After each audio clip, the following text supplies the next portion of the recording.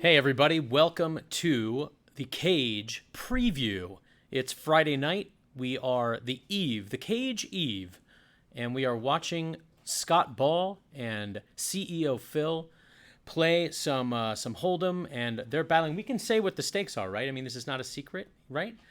Yes. Okay. So this, guys, is a 40K heads-up match. These dudes are battling for 40,000 real US dollars, and it's just a couple of, well, I was going to say a couple of crushers. Phil certainly has crushed before, and Scott claims to crush. But these guys are having some fun and just kind of celebrating everyone's presence here in Costa Rica for the Cage, which starts tomorrow. We're playing Pot Limit Omaha for this version of the Cage. Normally a Hold'em event. This is a PLO version, but tonight we're warming up with a little two-card poker. And my understanding here is that we have some graphics issues to start, but we should catch up here momentarily. And here we are. Yep, this is Scott Moskowitz here. It's Justin Kelly there. And we're excited to bring you this very high-stakes match, man. Do we know, are they playing like a best 2 of 3?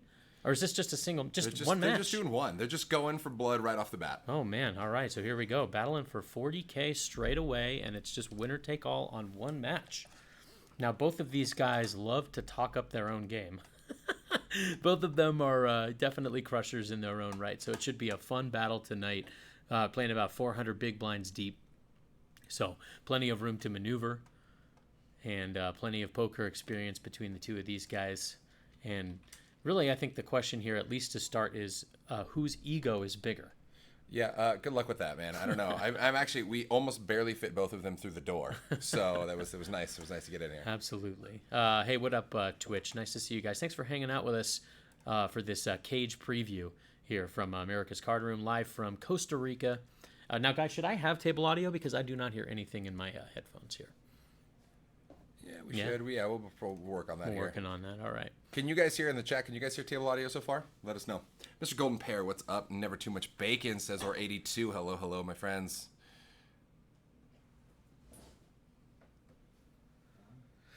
So we were kind of standing down there right before we're, of course, no table audio, says chat. We are broadcasting, of course, on a little delay here. So Train and I were standing down there hanging out while the match was getting started. The one and only Andy Milanakis was down there pouring Don Julio 1942. So we've got a nice buzz going, a nice poker match to view, and life is good.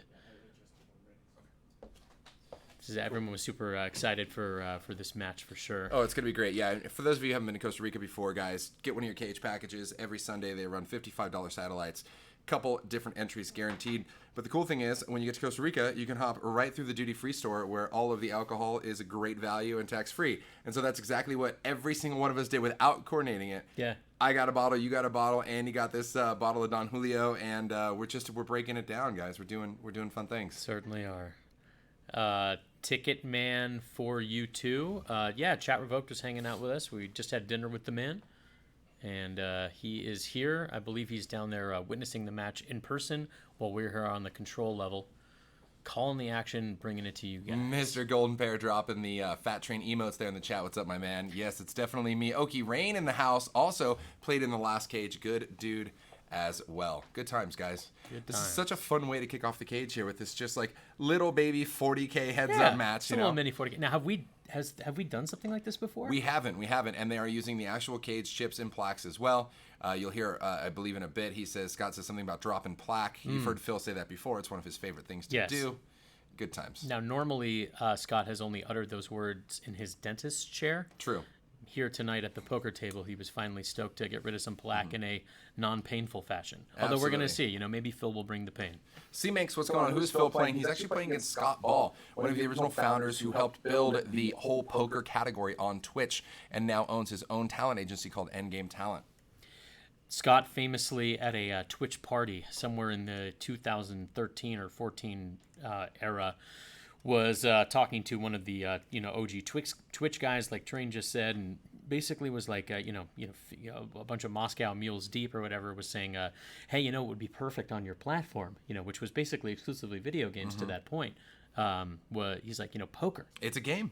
it's just a game, man. Yeah. It's a game, and it would work perfectly on your platform. And boy, were those words prophetic. Exactly. No better. There's been just nothing like Twitch as a poker streaming platform. So he flew around the world, basically gathering up all of the online casinos and all the online poker rooms, and essentially bringing them to Twitch and helping people set up streams. Because poker players, they don't know necessarily Twitch at the time, and they're all getting set up, and it's really cool.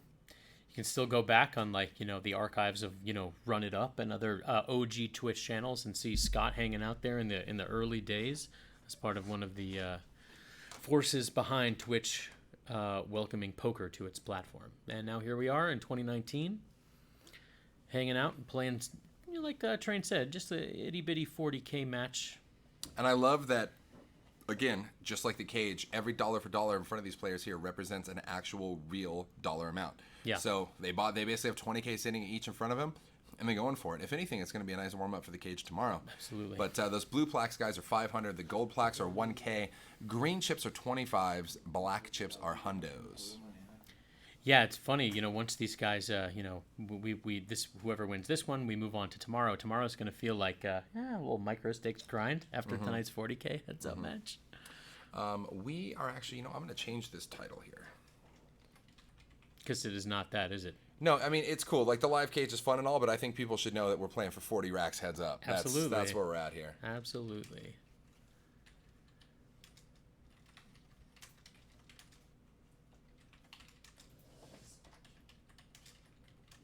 Looks like these guys are kind of starting off a little on the tighter side, which, spoiler alert, neither of these guys are tight players. So I think these guys, they're just maybe feeling each other out for now. Now Scott and Phil were both playing in the last cage match, right? Did they get involved in a lot of heads-up pots? I don't recall a lot of them. I remember there was definitely a lot of fun tail audio with these two. So once we get that back online for you, I'm sure it'll be a lot. But yeah, I think it was interesting. It was a fun dynamic and mix of definitely getting involved and then definitely not here. Looks like we have a little bit of a video issue that we're gonna work on. Yeah, in 5 minutes you're gonna be able to see. Isn't it 1G? I think it's 1G. Oh, okay. Yeah. A little spelling error. Hey, bot lady, what's happening? 87 good times. What up, Twitch chat? Hold on, bear with us momentarily. There we go. And the video's back.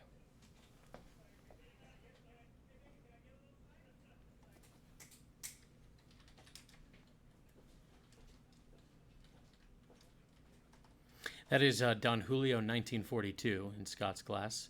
A quick tequila crash course for those of you that care. Blanco for mixing. Reposado for shooting. Añejo for sipping. The Añejo barrel-aged stuff is what we are all sipping on right now. Right, meow? Meow?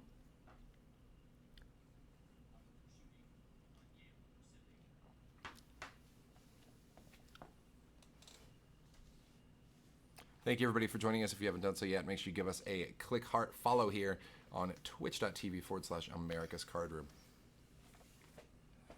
We're going to have a very fun PLO massively crazy cage this weekend going down.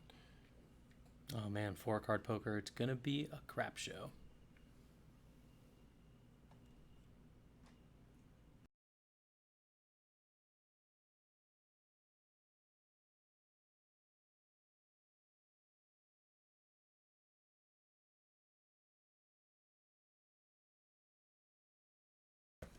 All right, guys, still working on that audio for you. Meanwhile, we will get the cards graphics back for you here pretty shortly in the next minute or two. But lots of fun heat in there. They're having some fun, but at the same time, they are definitely, when they're involved in a pot, being pretty quiet, pretty somber, pretty serious. But in between hands, nothing but jokes and laughs at the table, especially with Andy Milanakis sitting there. Yeah. He's basically sitting there needling both players, and you can't help but love it. Andy is he's not shy about opening his mouth, joking around, keeping the atmosphere light. They each have 40K, right? It's 10K. 10K each. Yeah. Okay. If they go below to 5, they can opt in to put Okay. their Gotcha. hands. All right, putting that back.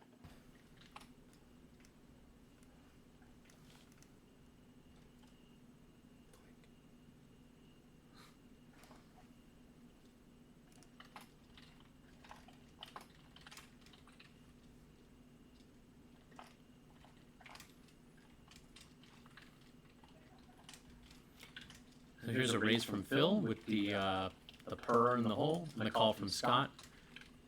Both of them are hating every part of this board right now. So it looks like both streets just go check, check, and it even gets worse. Or both of them on the river. Phil's threes have held.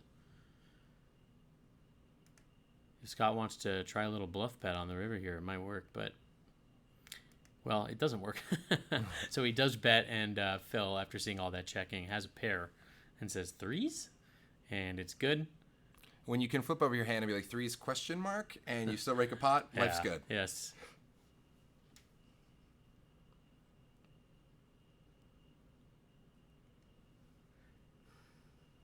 It's unclear. I asked, we were asking earlier if the blinds will be increased as the night goes on. If it's not really a tournament format. It's really more cash.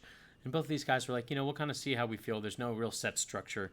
This is kind of an impromptu cash match between the two of these guys. So we'll see if we keep the blinds the same. They're both playing pretty deep. Yeah, we were literally down there at the cage dinner, and these guys were like, "Hey, you want to play some heads up? Sure, why not? Let's do it." And that we're bringing it to you guys on the fly. Yeah. How can we play? How can we play this 20K heads up match and then actually not stream it? Like, we just got to go for it. I mean, when there's this much on the line, why not? Why not bring it to you guys and wet your whistle for tomorrow's 4-card poker? Mm-hmm. And now also PLO, by the way, of this cage this weekend, guys, PLO has a lot of variants. I believe the rule is if players are all in, they're going to run it twice. Obviously, run it twice depending on future streets as well. So if they get it all in on the flop, they're going to run 2-turn rivers. But even with that being said, there's going to be a lot of double buys in action, and I wouldn't be surprised to see it also get narrowed down to pretty much one single table to finish out the day. If not, I've never seen a cage. We've only had it come down to one table once. And if a cage actually came all the way down to where one player won it all, that would be absolutely epic. We got now the one you're referring to was 2 times ago when you and I did it, and I think we played down to 7. I believe. Yeah. So we combined. Normally it's 6 max here at the tables, but we combined down to the final table at 7. And our one and only very own JJ Corrado actually was our bubble boy there, and That's we still needle him to this day. Yes, as I recall, he called 3 streets when the other guy just barreled with the nut flush. He flopped the nuts, and he just got 3 streets of sick value from JJ. Yes, that's right. And honestly, in JJ's defense, the way that he played it, actually, generally people don't flop the nuts and then triple barrel all the way down. I believe it actually went check raise, barrel, shove. Yeah, and classic. JJ had top pair and was just like, I think you just have the nut flush draw and you braked it, and I call, and he was not correct, and we have not stopped giving him crap for it since. Absolutely. In fact, I give him crap on the Thirst Lounge stream. Goes to Vim, pipes in with the clip very quickly.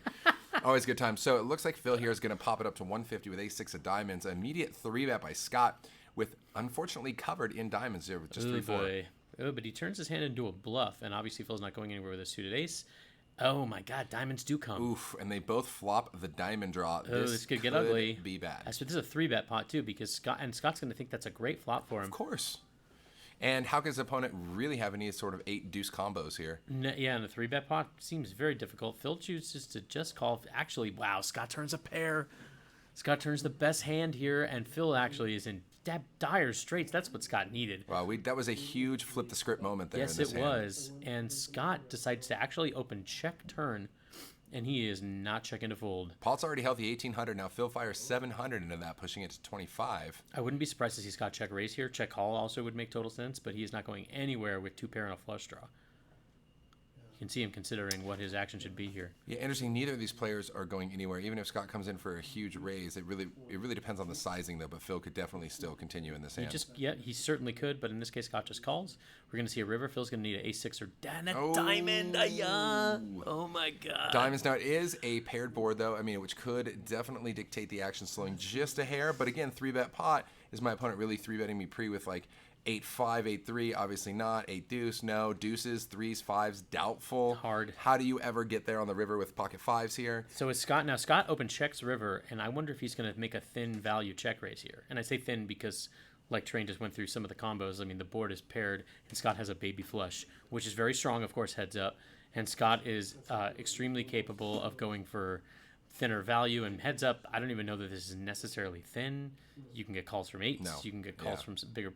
But Scott, very careful. Scott, smart Just player, just flats in this spot. Smiles and shows and like, wow. Okay. Sees that he got flush over flushed, and he did not lose as big of a pot as he maybe could have. Well, if we start isolating down Phil's range, right, of a 3-bet pre, if we take out all the 8 combos and we take out like deuces or threes, like the only thing that Phil can really have on that sort of board texture is pretty much a diamond draw. Well, except for but Scott was the 3 better. Oh, not fair Phil. enough. Yeah, but he still called a 3-bet. Yeah, though, he did. So, Sure. you know what I mean? Well, but you could have plenty of 8x. You know, I guess 8-9 suited. Sure. And again, it is heads up, right? So your range is going to open up significantly. 100%. Yeah. It is not best of 3 min 3-bet. It is just a single match, winner take all.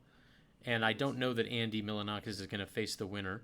Plays real bad. I think he's at this point got too nice of a buzz on Don Julio 1942 and is looking forward to the cash game we're all going to hang out and play after this. He's got straight bottle in his hand, man. And you know, I do love it. So speaking of the cash game, guys, let me break this down. This is all part of the cage package, which is astronomical value here for $55. Essentially what happens is you play for the $55 package, you win. It's like an $8,500-ish value. You get $800 to cover your airfare. So if you spend less, good on you. You pocket cash there. Which is like pretty hard to spend more than that unless you're coming from Antarctica. You know, if you want to fly like business class, good for you. Yeah, Other right, than totally. That, like, Splurge a little bit. So then you're basically taking care of multiple parties, including the dinner you have here on Friday. You get a swag bag. You literally get an envelope labeled spending cash with $1,000 in it. You get a $5,250 buy-in here to the cage event itself. And then tonight, after the dinner, after this, everybody gets another $340 to go play in a cash game downstairs, which you can only imagine is the splashiest of splashy cash games. Absolutely, yeah. Last time I racked out $1,200. I rip it in with aces. I get 3 callers. Like, welcome to Costa Rica. Now, the question, of course, is did they hold? I held on 2 boards. Wow. Oh, my God. Against 2 different flush draws. It was insane. That is so unlike the normal train run. Yeah, trust me. Normally, I'm like the worst on the planet. So that was a nice change. Looks like we can see the 8 is good here on the river when they get to Showdown. And a little gain of about $600 here for Scott. Hey, Table 9, Seat 9, what up? Good to see all the regulars in the chat. McLeod wins, plays real bad. Table 9, Seat 9, min 3-bet, 87 good times. Grandpa kills a lot. Love it. Thanks for hanging out with us, guys. Pleasure to see you. Of course, Bot Lady and all the other usual suspects. You guys are fantastic. Pleasure to be here hanging out with you guys from sweaty Costa Rica, which is still, you know, I mean... Sweaty in the poker room, at least. And, yeah, maybe humidity outside, yeah, I mean, too. you know, there's lots of sweats at the table. And, of course, outside it's, I don't know how... Is it over 100% humidity? That's what it feels like. Not in the hotel, though. Plenty of nice AC. And right as we say that, Scott starts taking off his jacket. Exactly. He's right on real. time. What didn't I say McLeod? Or how did you pronounce it? That was me. Did you say McLeod? Yeah, I'm probably basically the worst. I love you, though, but McLeod. McLeod wins as I remember specifically getting praise from him in the past for pronouncing it correctly. Fine, Because no. there's a McLeod Brewing Company that we had on the show once, on the beer show, and I remember being told that that's not McLeod. Yeah, exactly. Dumbass. Yeah, that's pretty much me. It's pronounced Dumas. I'm Mr. Dumas. I would be a great asset to Dumbass and Dumbass. I love it. What's going on? We in the chat. So essentially what you're seeing is a heads-up match, 10K from each player, and it's only probably going to get deeper than this as the night goes on. Who knows? But that is Phil Nagy, obviously WPN CEO over there, against Scott Ball, who essentially brought poker to Twitch as a category. And now owns End Game Talent Agency. All sorts of good stuff here. And the good old battles, Scott does flop top pair against Phil's second pair, and they both check through on the flop, trying to get a little sneaky here. And now we're going to start seeing some action on the turn. Scott checks again. It looks like Phil fires. He fires in 2 1/4, and Scott just finds the call. What up, Ravaros? Thanks for popping in, brother. Good to see you. And a 6 on the river does complete some potential backdoor clubs. Scott's going to check call again, I would imagine, possibly come in for check raise, but generally only called by better if he does that. So instead, he just check calls, and that's another pot for Scott. Ravros just came in to show off for knowing, oh, Blair, you got it right the first time. It's grills. Yeah. Mustang Girl, another actually regular who's been to the cage out here with her hubby. Good times, man. It's a big family affair here, hanging out.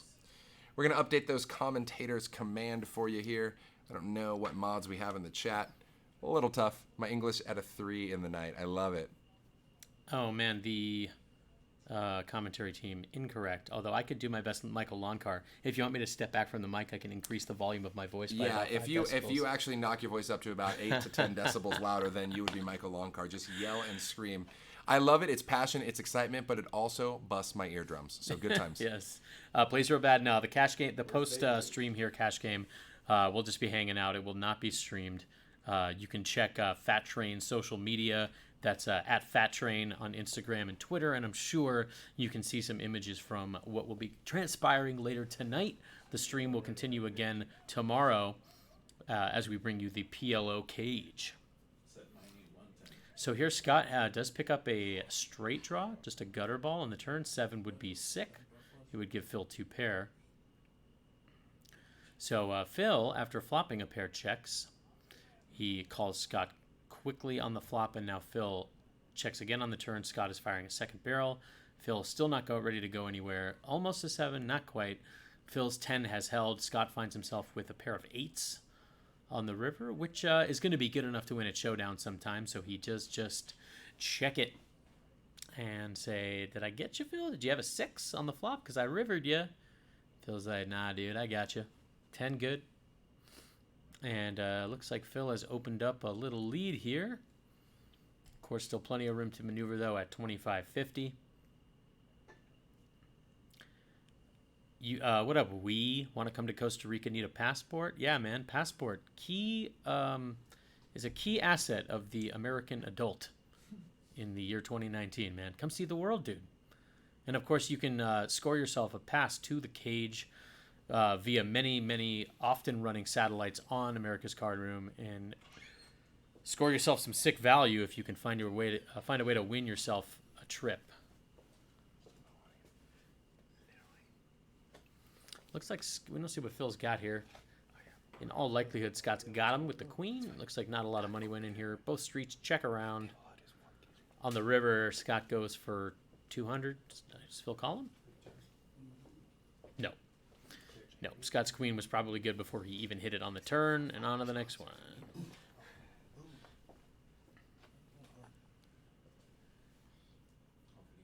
What are you doing playing poker?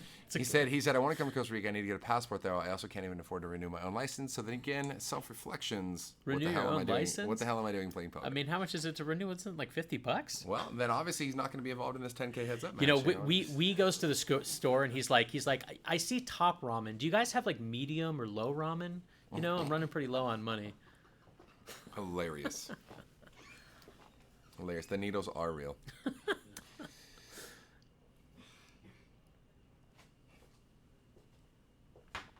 And it looks like Phil is just going to raise here from the button with 5-4 off. Scott's going to defend with a good old queen 6.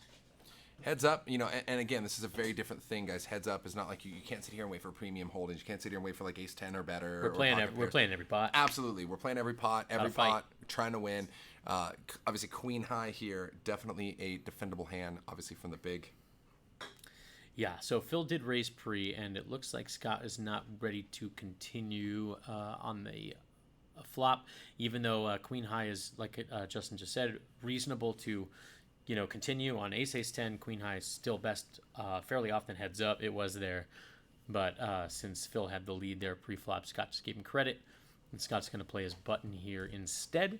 He is in pretty bad shape. He's got king high, which is going to be good a lot, so he raises, but Phil's got him notched with that pair of 3s, and Scott does catch a piece, but not the piece he wanted to see. The 2 is not good enough. But then again, you'll hear people often say in heads up it's hard to make a pair, so I wouldn't be also surprised to see at least one street of value continued. Looks like they both check flop and turn down to the river. Pairs the board. Phil's 3s are good, and it looks like he's just going to check through. Yeah, these guys still in feel each other out mode. JJ Corrado, my man, joins us in the chat. Oh, JJ, hey, we were just talking about you, dude. JJ Top Pair Corrado, as he's known around these parts. Dang. Lol. Where's Ghost to post the link? JJ 3 Street Value hanging out with us in the What chat. up, JJ? Good to see you, dude. It's all right. It's better than I've ever done the cage, but then again, that's because I never played it. So, you know, of course, we would prefer to be chilling with JJ here IRL, but you know, if we got to take the chat room instead, you know, we'll take it. He hangs with us no matter what here. All right, so Phil, again, is going to 3-exit here with 8-10 on the button. Scott's going to defend. King 3-5, a rainbow peels down. And the best of it for Scott, with just bottom pair. We've seen these players check a lot of these weaker hands before. That's exactly what happens on the flop. We check through flop, turn, or river. And Scott's 3 is just going to flip and say 3? Question? And it is good. Question answered as he scoops the chips. It's Kentucky, not even a license that'll allow us to get on planes. Yeah, because you know now because the new Real ID. Yeah, have you ever heard of the Real ID? Yeah, I sure have. Yeah. Yeah, well, so those are more expensive. So Oh, technically it's speaking, another once, government cash grab. of course it is. Hey, no surprise there. So once they basically institute that, which I believe is going to be like October of 2020 or something like that, then you need that or a passport. Oh, man. Yeah, passports are very helpful. And the cool thing about a passport is you only got to do it once, and then they don't expire for like 20 years. Yeah, check this out here. Scott actually pops it up to 200, gets Oh, looked up by my Phil, and goodness. flops a set heads up. This could, against top pair here for Wow. Phil. And it goes check on the... Oh, no, I'm sorry. No. Check call by Phil. Goes check Okay. call, and then now 7 on the turn actually gives out. Phil some straight outs as Yes, well. it does. Although Scott still, as you can see, overwhelming favorite. Phil is going to need to see a 6 only. They're all live. So a 5 would obviously kind of shut down some of the action because it would 4 cards straight to the board. Another king would be absolutely brutal It would for be Phil. disgusting. Phil needs a 6 and 6 only, like you said. So is that a check and a raise? God, how good does that feel? Like, unless your opponent's literally sitting there with 5-6, That's what he has to have. then you're just good all day. Yeah, 4-4, king, 7-7, and 5-6. There are Yeah. exactly 4 hands you lose to. And again, those 3 hands just take my money. Yeah, Enjoy. right. Like, I'm not And folding. even honestly, in a full ring game, it would be the exact same story. Heads up, Scott knows he has the nuts right now, and he is not gonna go nuts here. He's just gonna call. We're gonna see a river card. Let's see a blackjack on the river. What do you think? Jack of clubs. Ooh, wow. What a wet my river card. God, 4 Phil cards straight to the finds board, it. completes the hearts, also makes Phil the straight. Phil Ay-ya. finds it. Yeah. Oh my God, let's see the and reaction Phil here. checks. Phil Let's checks see the and Scott reaction. checks back. Oh, Scott just laughs. Wow, what a sick river. Ugh. And unfortunately for Phil, he did not go for value, which he was in a position to do. Absolutely. He check raised the turn, and Scott just called him. And here's it was the third heart, but especially heads up. Phil set himself up perfectly to go for a river lead there by check raising turn, and it looked because let's say Phil was doing that with something that was not a value hand, which kings with a straight draw kind of was. Is he going to lead there when he has to because he needs Scott to fold? Yeah. For sure. So I think that's probably a spot Phil is going to wish that he went for a lead there for value, because he would have to lead there with his bluffs too that he set himself up to make by check raising turn, and Scott with a coy check back on river, not going for what became thin value by the time the river ran out. So we didn't see Phil's cards there. We did see Scott put in a 3-bet there with King Jack up to 750. Pretty healthy size 3-bet, and that's just going to get through. I like that we actually have a secondary dealer there shuffling. That's very nice. Cripple Gamer, had he bet there, he likely would have got a fold anyways. You're maybe right, Cripple Gamer. I mean, Scott might have folded there because he at that point really just kind of beats a bluff. So you're right. However, I would say that you are going to get called in spots where you would expect your opponent to fold more often than you think. That's kind of the value of thin mint value, to be redundant. You get calls in spots that you wouldn't in a vacuum. Like, how can my opponent call with worse? But then they do, like more often than you think they will. So Scott might have called because he has a set of 3s and we're heads up. I mean, Scott has a really strong hand despite the board being force-rated. But you're definitely not wrong. I mean, he's going to get folds there a bunch of the time too. But the point still stands. Like, if his opponent folds, the outcome is the same. He wins the exact same amount of money as he does when it goes check. But at least now we've introduced some sort of balance in there, because Phil would lead out had he check raised the turn on like a combo draw semi bluff that, let's say, he bricks off. Now that was not a very bricky card, but you want to like mix in those types of plays when you don't have it and when you do have it, right? So you're right that I don't think a lot is necessarily going to change with value, but it might.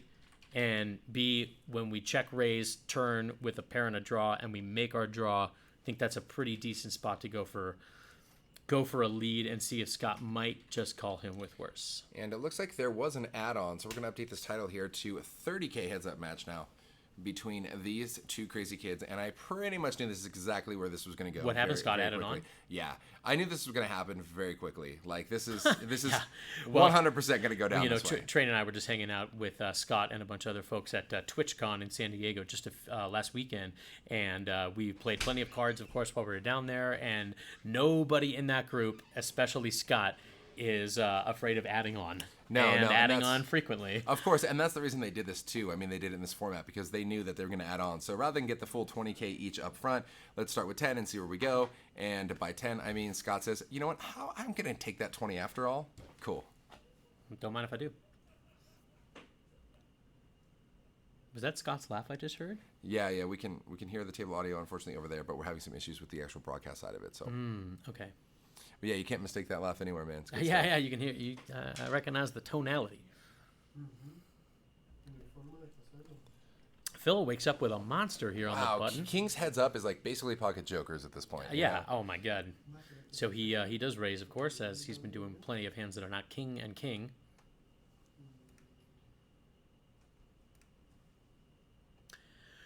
So we see a 10 high board here. Unfortunately for Phil, Scott whiffs that completely. Not even any really backdoor options. So Phil has him absolutely dead. Scott just checks and folds. And not a ton of value there for Phil. Cards didn't really give Scott much that could pay Phil off. So we're just going to move on to the next one.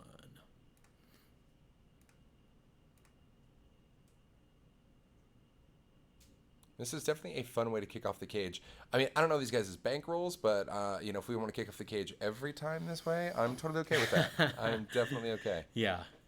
And, you know, who's got a piece of who and divvying up behind the scenes, you know, like I'm not going to say how it went, but rest assured plenty of that went on. So lots of people sweating tonight's match, including Train and myself, Scott, here hanging out in the control room with all you guys sweating along with us. Hi, friends. Hi, guys. How's it going? Oh, hey. Good to see you guys. Nice to see you guys. We are definitely enjoying this heads-up action here going on. And I see Andy Milanakis is now hosting us. Thanks for the host as he's chilling, sipping some tequila on the side of this table himself, right to the right of the camera there. Brilliant. Thanks, Andy, for the host. Andy is, obviously, as everybody in the world knows, funny as hell, and he's a blast to hang out with IRL. So thanks for the host, brother.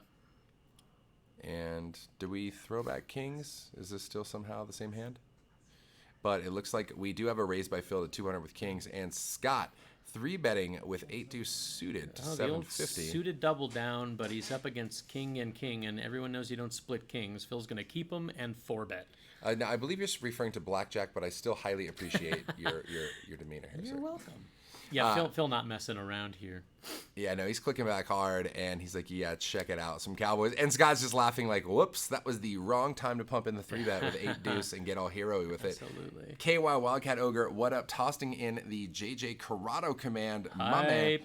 raiding us with a party. Appreciate it, brother. Thank you very much, dude. We greatly appreciate it. Hope the grind went well tonight, JJ. Everybody joining us from the JJ Corrado and Andy Milanakis stream. You guys are rad. Thanks for hanging out. You are essentially watching a little sneak preview of the cage, if you will. A little 30K heads-up match. At this point, we do allow add-ons, and so far, it looks like Scott's in for 20K against Phil's 10K, and Phil's looking pretty healthy.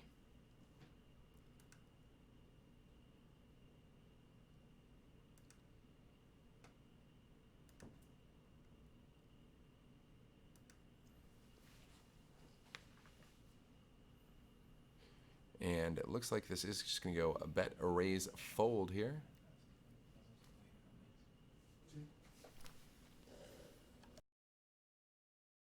I actually don't know times here from the tournaments going on for the Step 4 tickets tomorrow. There'll be plenty of tournaments going on. Also, make sure you guys tune in for this cage live stream all weekend. Essentially, we're going to be, I'm sure, giving away some free rolls as we usually do. Probably some sort of free roll tournament. Probably some sort of tickets for other tournaments as usual. And a lot of times I just get myself in trouble by talking, give things away I didn't ask for. But then they just have to do it. So definitely tune in because you never know what I'm going to say. So we're cool with that. That's it. You never know. That's how we roll. Hey, Mustang Girl.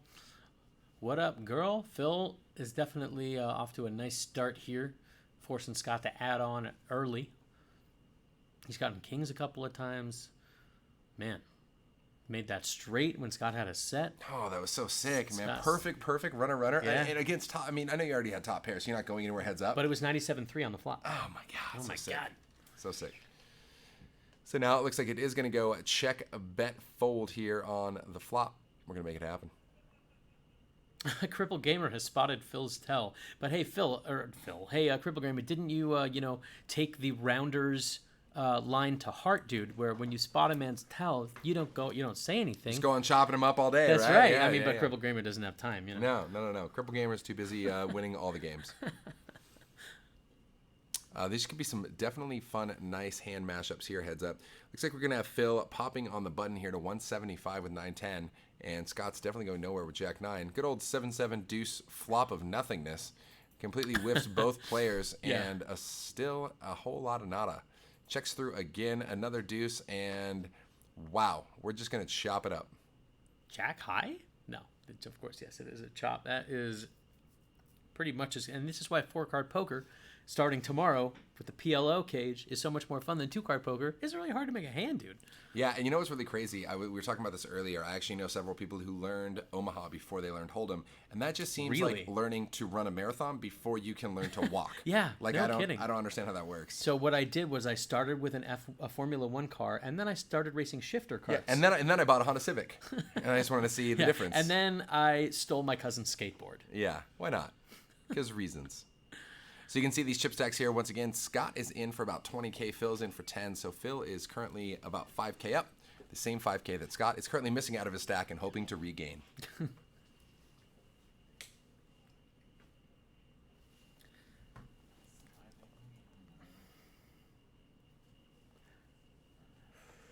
Do you? And it looks like Phil's going to pop it up with a good old Octocrab, the 8-3. He's going to make it 175 to go. Scott's going to defend with Queen Jack. Phil out flopping Scott here with mid pair. But Scott with a couple of overs. A lot of hope. Oh, dude, there you go. Cripple Gamer's playing tomorrow. He wants to just make everyone think that he knows everyone's tell. I like it. Oh, wow. Look at that turn for Scott. That opens up the world and Brickosaurus on the river. Phil's still good. 4 pumpkins. Definitely going to get checked to showdown here. Guys, once again, those black chips are hundreds. Greens are 25s. Ooh, definitely not checking to showdown. Scott going for blood. 800 in the pot. Those blue plaques are 500. That looks like a $850 bet. It sure is. And Phil, he was talking earlier about how he really wanted to find a hero call. This is his opportunity. It certainly is. Can he actually pull the trigger? With a little itty bitty part of this. Wow, he's got the calling card out. He's punching it into the payphone. Can he find a way to dial the number to the hero call? 1-800-COLLECT Scott's chips? Question mark?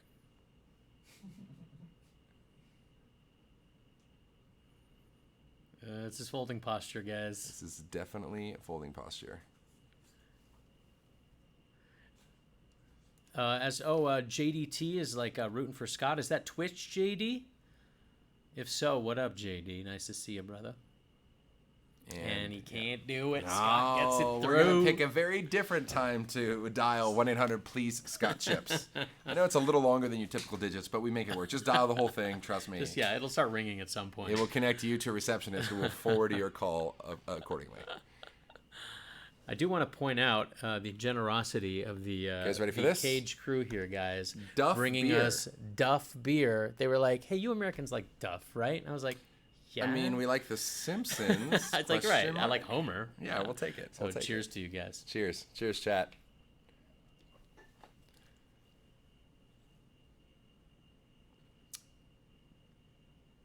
I like it. Cripple Gamer says, I'm actually going to give ACR a go for the first time tonight. Well, great, man. Use deposit promo code FATTRAIN. That would, I don't even know what that gives me. I think I get like $8 or something. But whatever it is, just do it, man. Get in there. Because it gives you something, too. I think it gives you way more than it gives me. So knock yourself out. Right on. JDT in the house. What's up, buddy? Good to see you. Good to see you, JD. JD hanging out with us just a few days ago at TwitchCon San Diego. Wow, you guys can hear the crickets are soothing. You guys can hear that through the microphone. Is that right? Yeah, 100%. That's what it is. Wow. Yeah, we are broadcasting live from the rainforest in Costa Rica. That's why the humidity is so high, as I was saying earlier. Of course. And water keeps dropping off the leaves onto the mic, and should be water and electronics, no problem, right? It's so soothing. So soothing. So Scotty with ace queen in the big, and it looks like Phil's just gonna. Does Phil open fold his button here? No, he raises, and there we go. Scott 3-bets obviously, and Phil finds the fold. It is Fat Train, Cripple Gamer. The code is Fat Train with 2 T's, Gotcha. 1 word. Gotcha, buddy.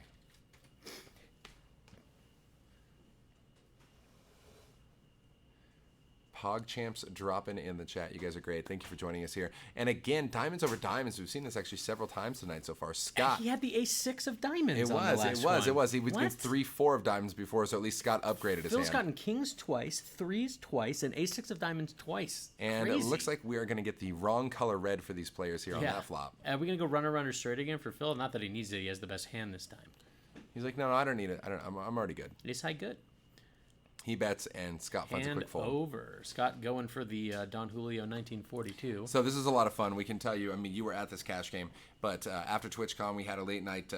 We actually, it was the first tournament I've ever played in where we moved the tournament to a different physical location Mid-tournament.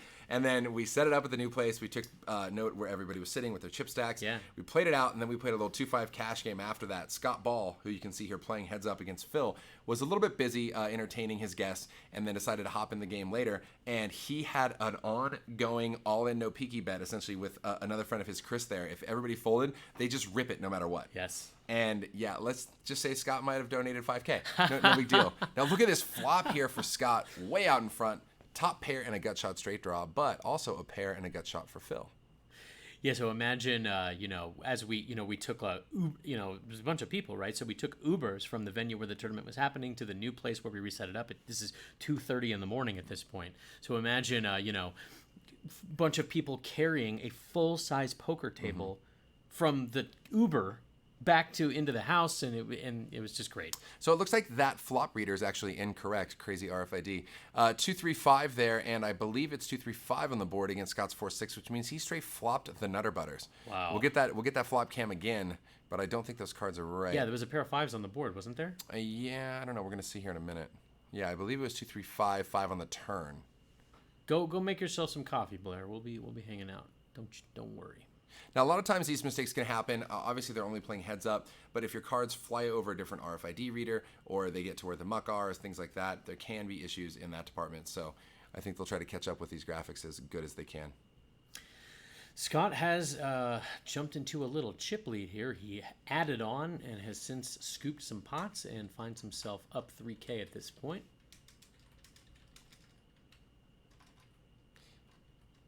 Yes, C. Kaiser, I saw that, buddy, and yes, too soon, indeed, my friend. Yeah. Sorry, guys. It's all good. I like. Come on, let's just not beat around the bush. We understand there's crazy news in the poker world right now. Yeah, we get that it. doesn't affect this. We get it. It sucks. It's a shitty situation all the way around. Nothing but love for you guys. Exactly. So we're gonna love each other up and hang out and try and use all of the good that is going on here and in other parts of the poker world to just enjoy each other and enjoy our time here and try and move on as best we can and have a good time. And Phil's with 6s now is going to make it 175 to go on the button. Scott's going to defend with 8-jack, and that's a whole lot of jacks for Scott.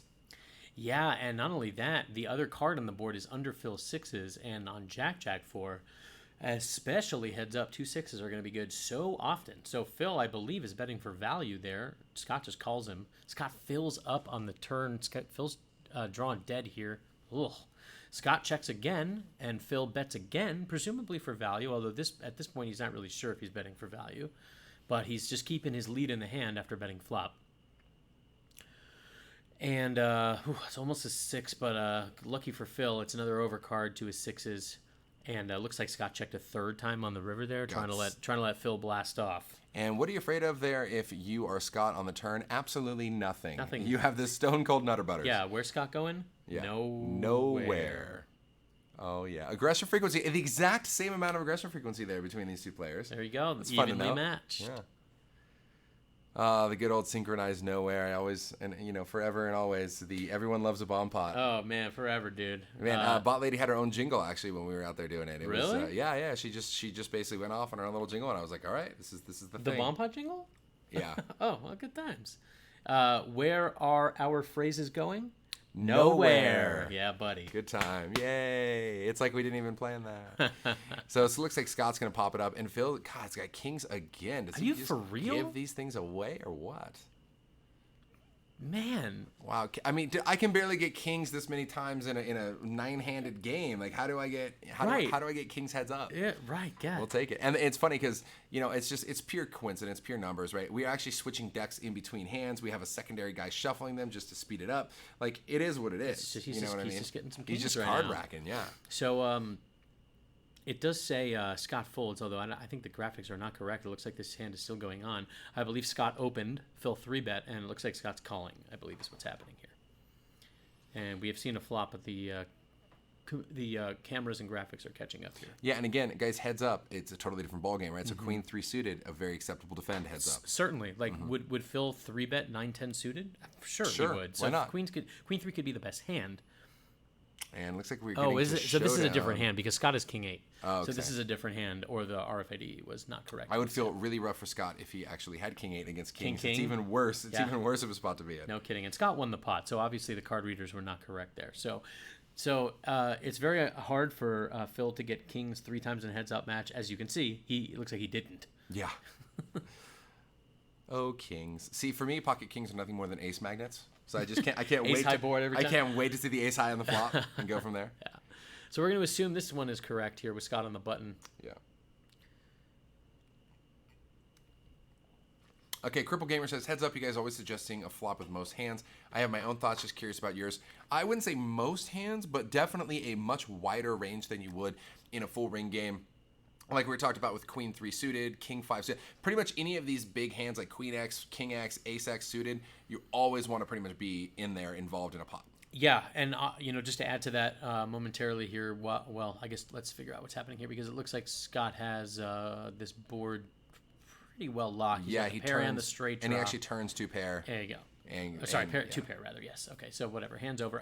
I'll even actually take Cripple Gamer Justin's comment a little further. I would say most pots. I mean, I'm not going to say all because in poker there's really there's no alls and absolutes.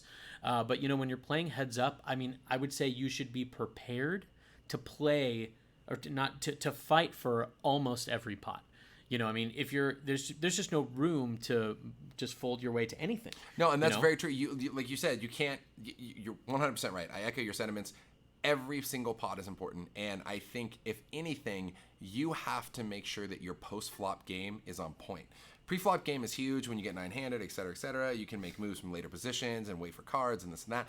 But playing heads up is a completely different animal. You have to be very, very, very comfortable in your post-flop game and have a great sense of where you're at. Yeah, of course, and yes, and because what's going to happen is you're very often, if not almost always, going to be facing a raise or facing your action where you should raise because you want to take every opportunity you can to be in control of the hand. So yeah, and what's going to happen very often pre-flop in heads-up matches is somebody raises and the other person calls. Yeah. Right, and so therefore you're going to end up in the streets and you got to be comfortable with your post-flop game. There is so very few times in heads up where it's like, okay, I just limp and then check all the way down. That does not happen. Not really. It's all about aggression in heads up. Absolutely, because it's so hard to make a hand. Hey, Vanessa Cade's in the chat. What up, Vanessa? Vanessa is here, IRL. She's going to be playing in tomorrow's event. Good to see Vanessa once again here in Costa Rica. Yeah, Vanessa, another proponent of these $55 satellites they run every Sunday to get to the cage. I think she played 3 of them and cashed in 2 of 3. Them. Yeah. Yeah, it must be nice. Yeah, Vanessa's lousy with cage packages. Yeah, where's the Vanessa Cade masterclass? Let's get that going on. We're going to change this from the cage to the Cade. Straight up. So we don't suggest playing heads up. That might not be the best place to start. If your poker excursion, if it's something if you're a newer player, certainly getting comfortable in bigger ring games because it rewards more being a little tighter, folding more. But no faster way to cut your hold'em teeth than to play heads up because you will quickly learn to fight for every pot. Fight for your right to party. We gotta fight Dum, dum, for our right dum, dum. for pots. Yeah, exactly. I like that. That was good. You just extend the pots with 9 O's. Vanessa actually saying you guys are missing out. I ran out of syllables. That's good. That's good. Vanessa says you guys are missing out on some golden jokes, particularly from Andy. Of course. Unfortunately, yeah, we don't have the table audio. I'm gonna just click around on the side and see if I can figure that out without breaking the stream. Bad, man. So we have a professional freaking comedian on the side, on the rail there. Very true. Can we win your? Yeah, you can win your. Not the head. No, not this match though.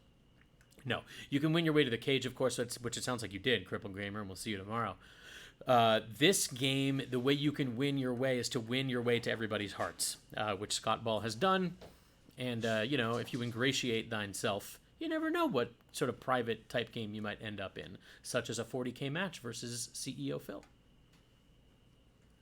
And guys, let's take a look at some of these previous cage winners here while we're at it.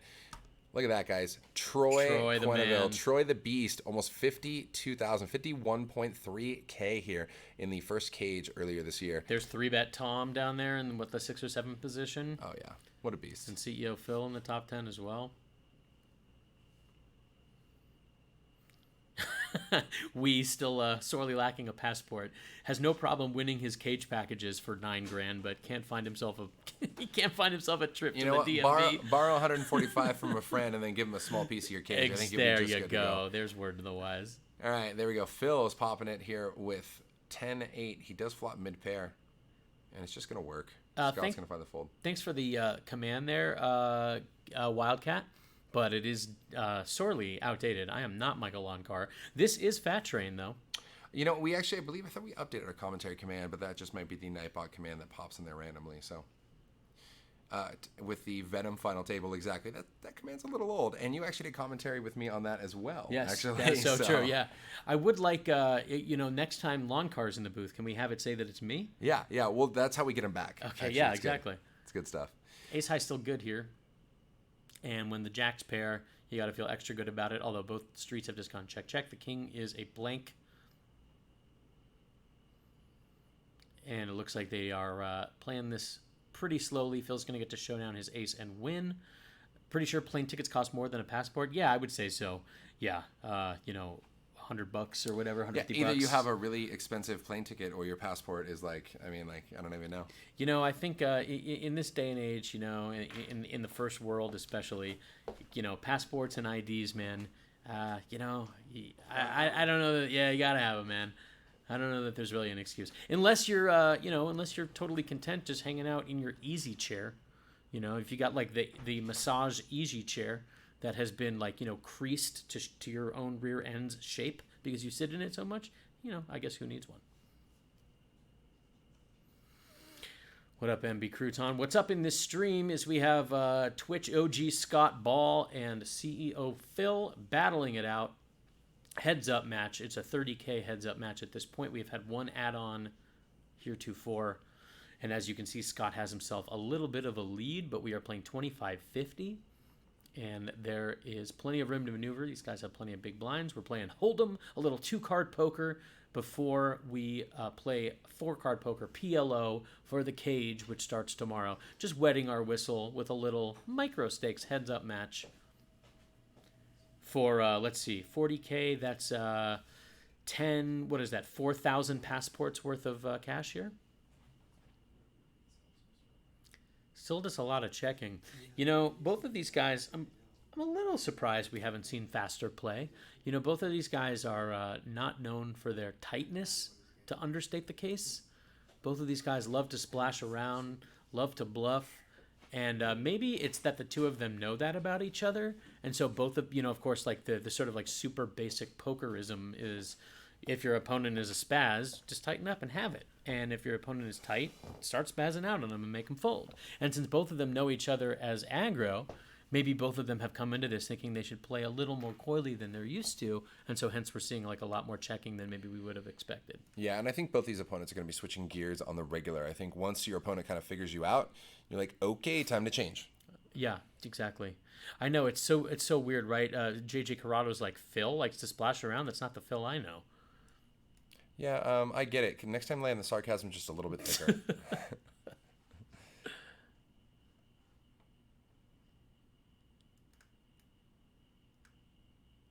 Oh, I see what you did there, McLeod. The Splash Bros. This is Mighty Ducks 7, live from Costa Rica. Are we good on the audio here? No. Still no? Are we working on it? No, I was just telling Justin that I have no idea what's going on. This computer Is getting it? Yeah, so our other dual stream here computer is getting it. I think at the end of the day, for us to fix the audio, we'd have to cut off the stream, and then we'd have to give you guys a whole nother delay, and we're not going to play that game. So we'll just have to, what we can do is maybe Andy, can somebody transcribe Andy's jokes into the chat down there? That'd be fun. Yeah. I don't know that Vanessa's on it. Get her in there. The tonality is not quite going to be translated, but better.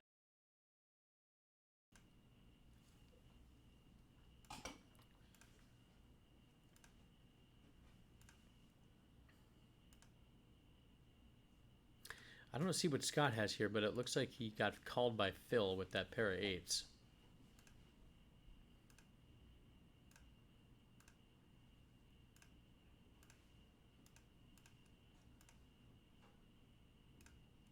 Oh my goodness, Scott actually rivered a deuce here. Wow. Is that right, if the graphics are correct?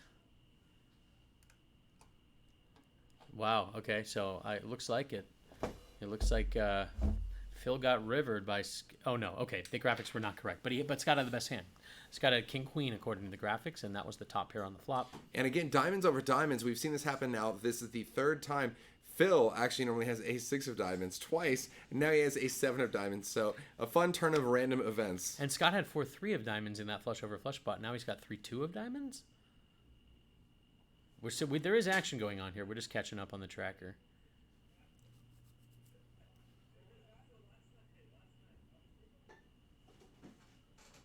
And there we go. Scott's going to make a 200 to go over to Phil to find that call. Hey, where are the speakers for this computer where we can hear the table audio? Is it something where we can like set the speaker up next to the microphone here? I'm thinking about it. That way, because if we can hear it in this room, maybe we can. If it's synced up at the same time, I don't know if Yeah. that's delayed speaker or not. I don't know. Let me think. I was actually thinking about putting the speakers. Yeah, if we could just set up a speaker on this table so we can hear it through the mic. Yeah, it that'd be doesn't great. have to be crystal clear, but I know I can hear that Scott laugh a mile away. Yeah, exactly. So, That's what I keep hearing. And here he is laughing up a storm with 8-4 suited, calling Phil's raise, but Phil flops the Wow. world. Phil with all the kings. Yeah, and unfortunately for Scott, he's got an air ball here, just backdoor hearts. But hey, Phil was 3% to Scott's 97 just moments ago and found the run out. So, well, Now Scott not the connects right with- card, though. Yeah, Scott connects with a piece of it. It's literally only a piece to potentially cost him more money. Yeah. Hey, Jack Magnum, what's up, brother? And unfortunately for Scott, that's not a terrible board for his hand. You know, kings and eights with an ace, he's going to have the best hand here plenty. He does not this time. You can see him, now he check calls flop. That's just a pure float. And when he turns the 8, the check call on the turn is because he thinks he might have the best hand. And now here on the river, Phil has gone for 3 streets of value. And this is a pretty polarized line here by Phil. You know, he raises pre and he barrels all 3 streets. So Scott has got to wonder what Phil's doing this with. Now 3 kings makes obviously total sense. He would do that with 3 kings. Would Phil do this with just an ace? Wouldn't he at some point in this hand be concerned that Scott might have a king? Yes.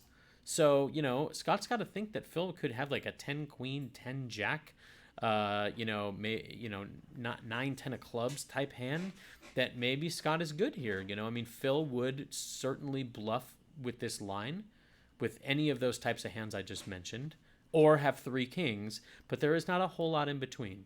Scott does make the correct read, though, and lays it down. Gave Phil credit correctly. Phil was doing it with value that time. Yeah, JJ, Juan's here, brother. He's behind us in his normal spot with his headset on the production computer. And he just gave you 2 middle fingers. Seems unnecessary, but there you go. Or extremely necessary. Either or, way. or very appropriate, yeah. Either way. Yeah. Yes, yeah, Juan. Yes, it's JJ Top Hair Corrado. That is correct. Yes. Juan is laughing maniacally. How's he doing in Chicago? Yeah, how are you doing in Chicago? He is wondering, JJ. Yeah, because you're definitely not here, sucker. Got him. And it looks like Scott clawing his way back after Scott was stuck about 5K. He added on another 10 and then has been clawing his way up. And now Phil only in the positive here, a little less than 2K at this point. Nice suited queen here. Definitely good enough to put in a little raise.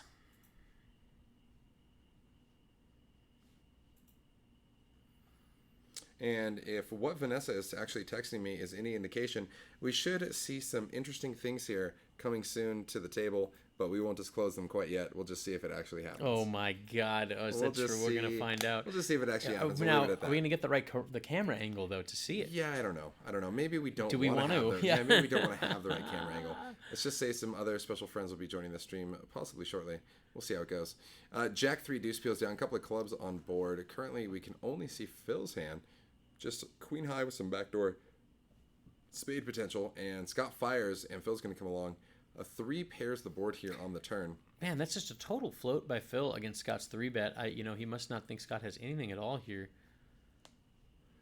We're going to find out if that's true or not. Scott open checks the turn.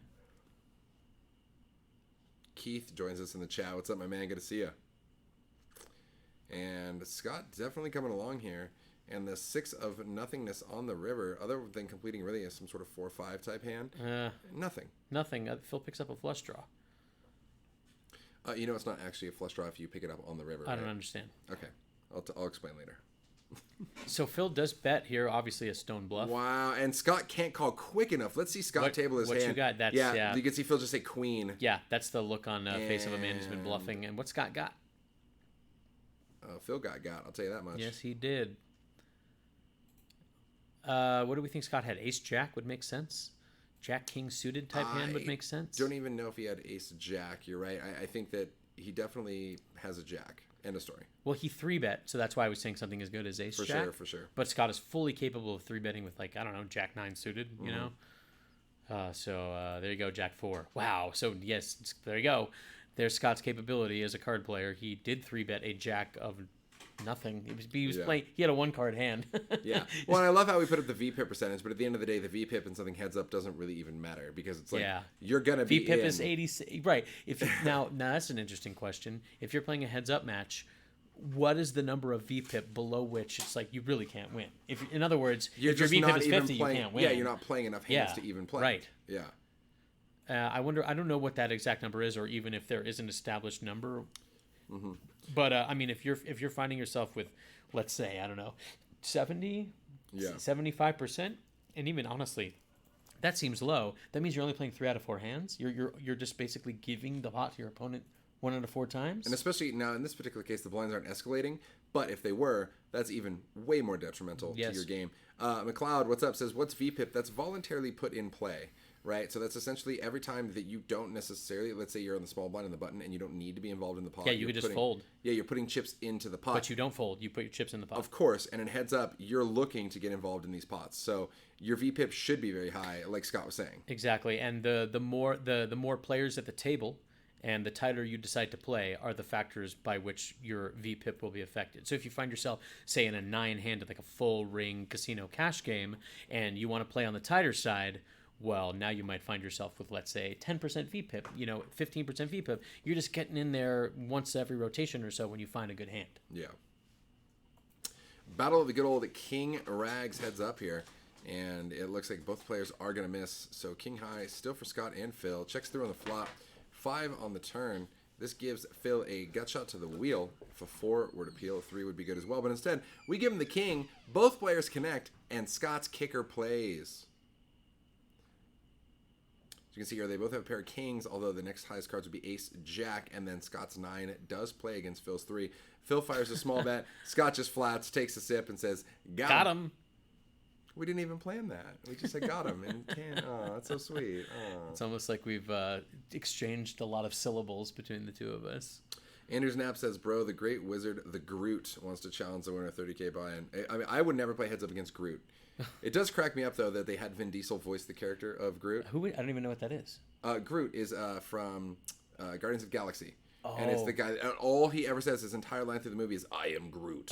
That's all but they paid Vin Diesel to voice him. Like, how do you not just use a voice synthesizer and have like one kid say it twice? So would you call it a day? Instead, let's pay Vin Diesel $5 million to come into the booth for like a few hours in a Saturday afternoon, and they have him put on the headset and get up next to the mic, and they're like, the production booth is like, okay, give us the first take, and he's like, I am Groot. Nailed it. You're done here. No. Please, Train. Please. We're going to need a few more versions, okay?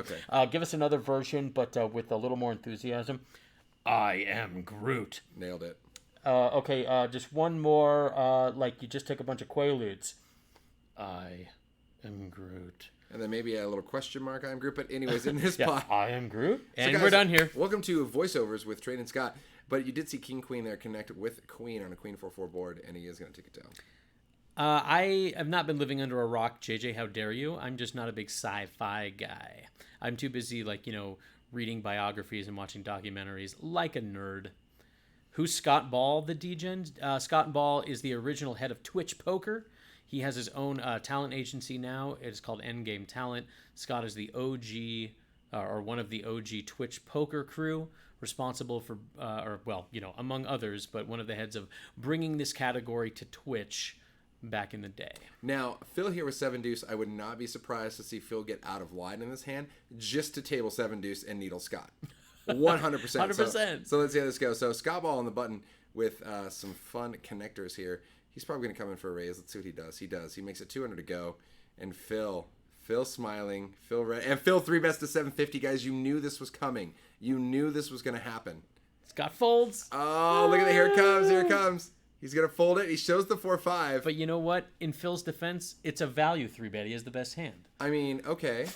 Cool story. I agree with you. Still very scared. Absolutely. And Scott gets away from it because he didn't want to pay Phil off, with the 7 high. The D-Gens, what's going on, guys? Just going to say hi to you. I am Justin Kelly, the one and only Fat Train. This is Scott Moskowitz, the one and only Hop Grenade, bringing this to you live. I noticed one of you guys did also talk about payouts in the chat. This is a little different than the traditional cage. So this is just straight heads-up match between 2 crushers. And essentially what they're doing here is they both bought in for 10K, and they were allowed to add on up to another 10K, and that's what Scott Ball's already done. So Scott's actually into this for 20K, Phil is in for 10, and they're going to play for stacks until one of them has it all. Scott is putting up a nice case for him to have it all here with the chip lead and the best hand here. He was the pre-flop 3-better, and Phil was not ready to give up just yet, but he flops an air ball. Scott is going to bet his jack, and that is going to be the end of the hand. Bets it, folds it, drinks it, on to the next one. Players, and they crush a lot. I'm not a player. I do just crush a lot. Also, it's the F word, okay? We've listened to too many versions of the radio edit. Yeah. That's it.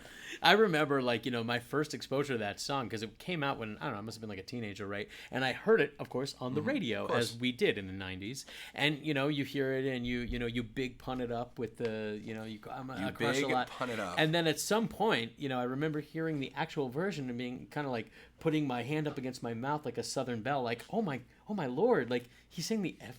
The whole time it was the F word? I can't believe you were putting your hand up like a Southern belle in the first place. That really is what blows I my put a mind. cold can of beer against my forehead and I said my word. Classic. Well, that's what I did with my cold beer, but then I crushed it a lot, right on my forehead. Never mind. You know what? Okay, so it is Battle of Ace 8 versus King 8 here. And the board flops out pretty rainbow open, and it looks like Scott's just going to bet it to win it. Got him. Mustang Girl, whose second language is English, says, "This great." Thanks for hanging out, Mustang Girl. We'll take it. We appreciate you.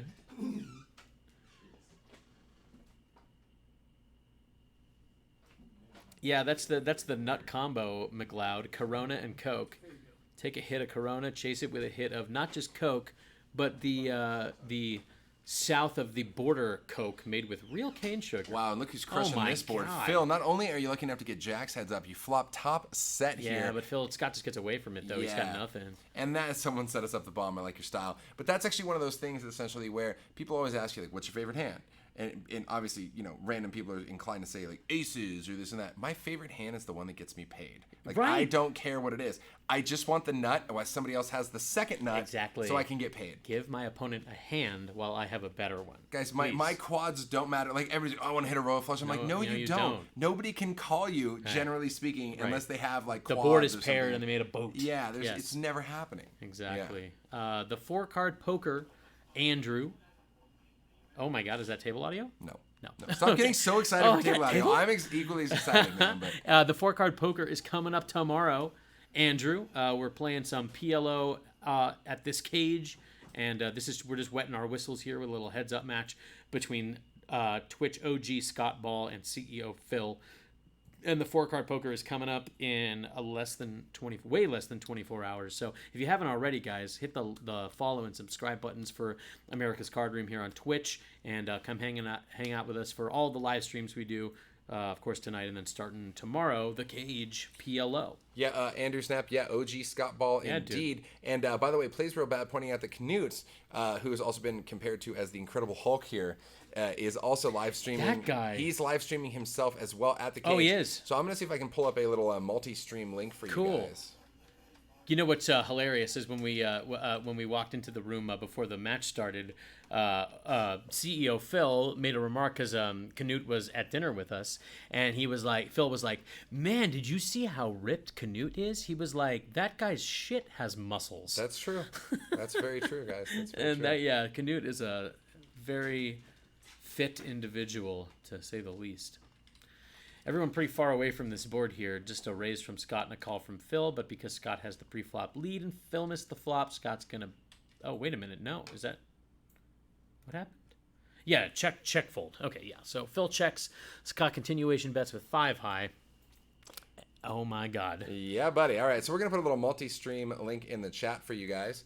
And essentially, if you want to make that a command, !multi, feel free to go for that there, KY Wildcat Ogre. However, you're going to be getting a view of Canute, I believe, is live in real time, whereas we are on a delay. So you will be seeing very different streams, to say the least. If you'll pardon the turn of the phrase stream in this exact instance. Yeah, and on to this. Check it out. So Phil actually now stuck. He went from being up 5K to actually down about 2.3 so far, heads up. But at least you'll get some of the table audio on Canute's stream, amongst other things. So it looks like Scott's going to raise here on the button, and Phil just finds the fold, heads up. Yeah, Andrew, we appreciate you hanging out, dude. And we're running a G-rated stream here, even though we're playing poker with a bunch of adults. Because the parents aren't around, so we can't even say PG. That's exactly right. Yeah. Although, as I was saying the other, I don't remember if I was talking to you about it, but like crazily, everybody knows the movie Airplane, of course. Classic comedy. That movie has full frontal nudity in it. There's like the scene when all of the people on the plane are freaking out, and right in front of the camera runs a topless woman and shakes her boobies. It's just for a couple of seconds there, and then she runs out of the frame. When that movie came out in the theaters, it was rated PG. I know. Full nudity. No, I know. You used to get... I actually made a joke about that earlier. In generally speaking, I said, give me a PG-13 movie, but like the PG-13 movies in the 80s. From 1980. Where you could still actually get away with yes. some stuff. But yeah, anyways, that's it. So look at this. On the river, Phil finds the miracle 7, even though he was dominated by Scott's ace 8. He needed a 7 or a 6 and does find it. He does. Andrew, yeah, you wouldn't... I mean, Scott Ball was not...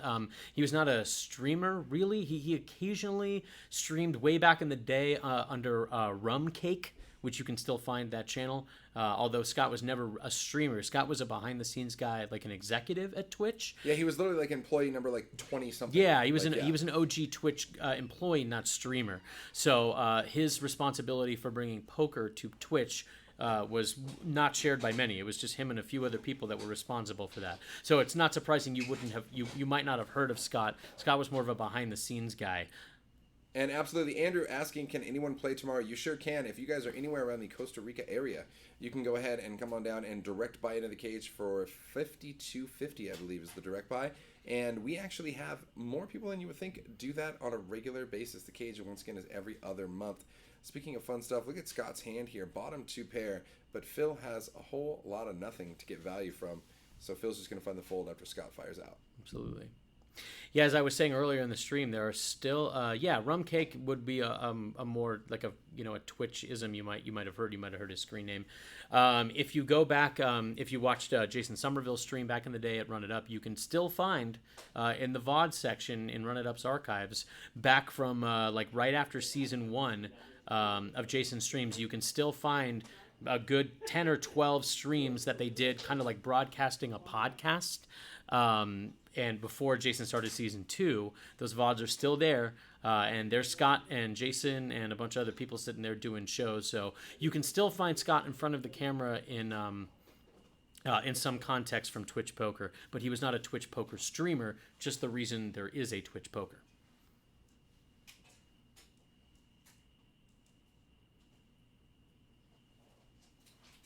Does Phil just fold an ace pre-flop? Is this real life? He only normally plays ace-6 suited, so that's why we're going to Yeah, he got him a suited ace. That seems weird. That could be a card reader error. I don't picture Phil folding an ace to 1-bet pre. Yeah, exactly. And it looks like over here again, Queen 9. Heads up, like I'm getting in. I'm Queen 9 all day. I'm playing. I'm oh my forward. God, Yeah. absolutely. Monster. Yeah, I mean Queen High could easily be the best hand. It is.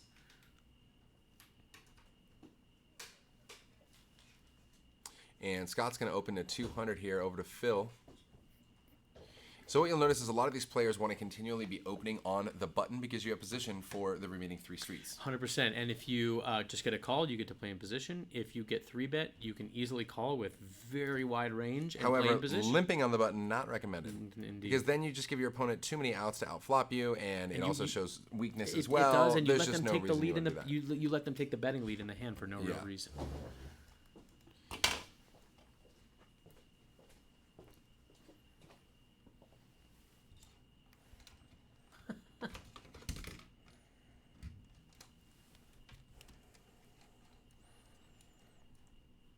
Did you read Chris's message?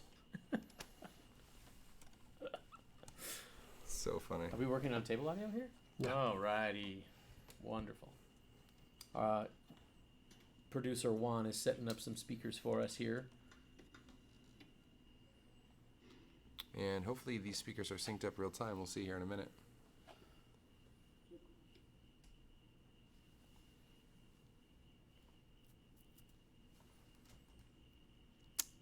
Live forever, die trying. What up?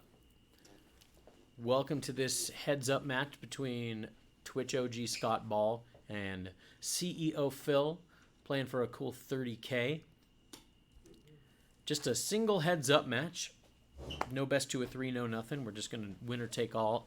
We're playing 25-50 right now, and here we have a single raise pot. Scott opening up with the old suited 9. Phil calls him, easily could 3-bet with Queen Jack, decides to just call here.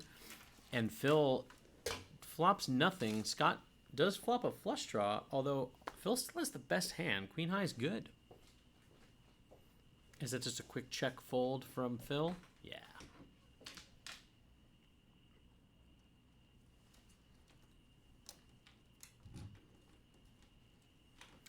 The D-Gens, yeah, we'll text Phil right now and let him know he's losing. Scott does have a 3-1 chip you're lead. behind. Yeah, Did Phil. you know that you were out chipped? Hey, Phil. Hey, I don't know, Sheffield, if you're saying hi to Scott Ball or to me, or to the... There it is. Table audio. I'm not sure how delayed that table audio is. Look how that's up. It's a little delayed or something.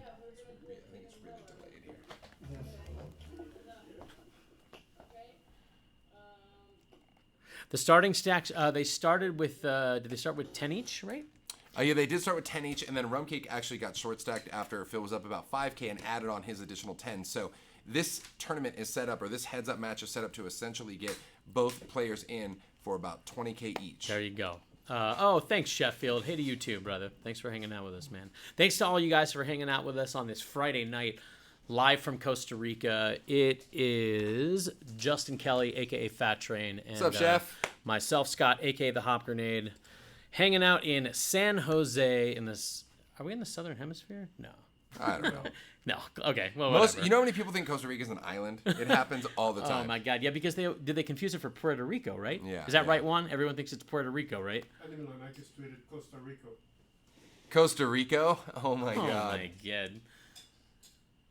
God. Is it in America or... Anyway, thanks for hanging out with us, guys. Playing some pretty damn high-stakes poker here. A lot of money on the line, and there is there's no consolation. Whoever wins this wins it all straight away. Yeah, and then I can only imagine they're going to be playing some triple board Omaha game after this, which is just going to get on stream? Ultra degen, yeah. Oh, boy. I think we just switched to the flop cam, and we let God sort them out from there on out. Oh, let God sort them out. So essentially, guys, the game we're talking about is you deal out 3 flops, and each player gets 12 cards. They create their own Omaha hand for each board, and then they finish the runouts, and they do turn rivers for each board. They play for points, and at the end of the day, if you win a hand, you get a point. Obviously, you guys push, but the real value comes in scooping your opponent where you win all 3 boards, and then that is 10 points, and who knows what they're going to play for per point, for sure. Yeah, this was played ad nauseum down at TwitchCon last weekend, and Scott was right in the middle of the mix, and we saw a lot of these boards and a lot of money change hands, and it is a degen fest, and it is good times. And you can see there, Phil still down to about 6.8K, originally in for 10 so far.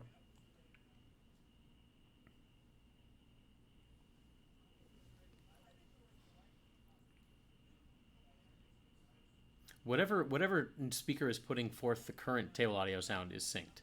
I don't know where that's coming from, but that is good. It's those headphones over there, I think. Is that it? Those are synced. Yeah. These are. Is that it? With this, yeah. Got it. One sec, guys.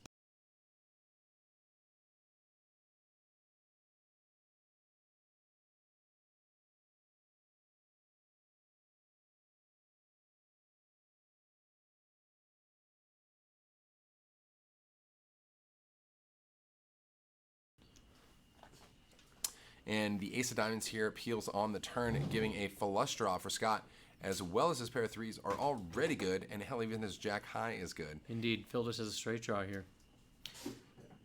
And Phil not ready to try to find it, as it is a gut shot. He just is going to give it to Scott on the turn with not the best hand. There you go.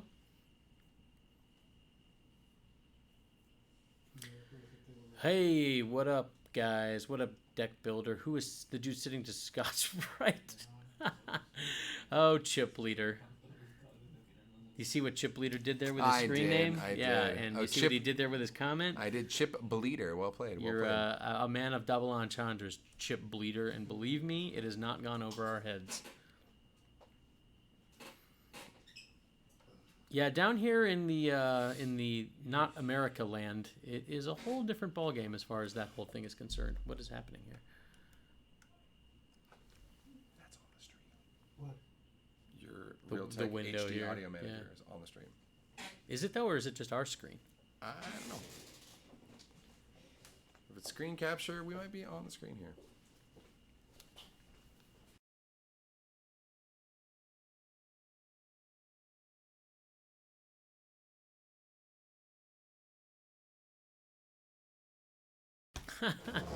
And it looks like back to this battle. I think these are still the graphics from the last hand. Action tracker catching up.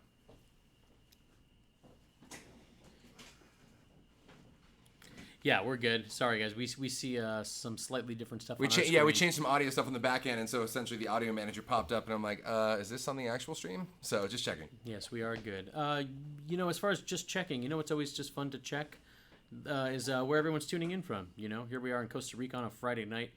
Where are you guys chilling with us from? City, state, country?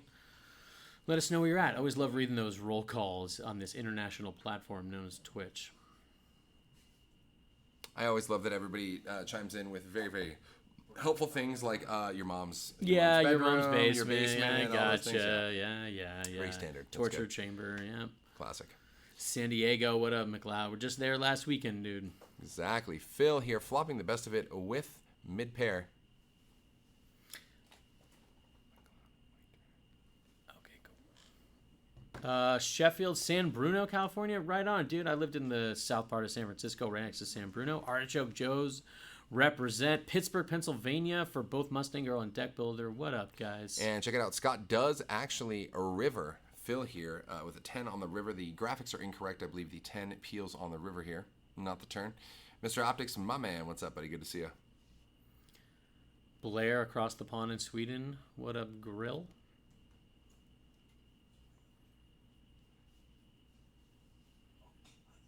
And there we go. There's those graphics. I think maybe potentially queen on the turn, 10 on the river, I think. Graphics still catching up for the next hand, and probably the hand after that. It looks like we're already still swapping hands again. These guys are playing too fast. Oh, yeah. Too furious. Oh, man. Jack Magnum is here. IRL right behind us. The calls are coming from inside the Costa Rica. Whoa, the files are in the computer? Whoa, It's hey. so simple. Crazy. New York City, what up? That's where, Andy Milanox is here hanging out with us. He's on the rail downstairs at this table right now. And he is in LA. He lives in LA currently, but he's been telling us, he's looking to move into New York. So you might see Andy in the Manhattan streets coming up here pretty soon. There you go. And speaking of the streets, we're taking this flop to the streets and check it out. Scott raises pre here. Phil finds the call. Phil flops top pair. Scott with the flush draw actually goes check call here on the flop. Flush does come in, and this could be fun here, guys. Yeah, it could. Phil did have a great hand on the flop, but that run out was really bad for him. Another heart and an ace. Exactly. And plus the heart's an over as well. So Yeah. if your opponent had any sort of Jack X combos, you're already screwed So there. Phil just gets away on the river. Yeah. Well done.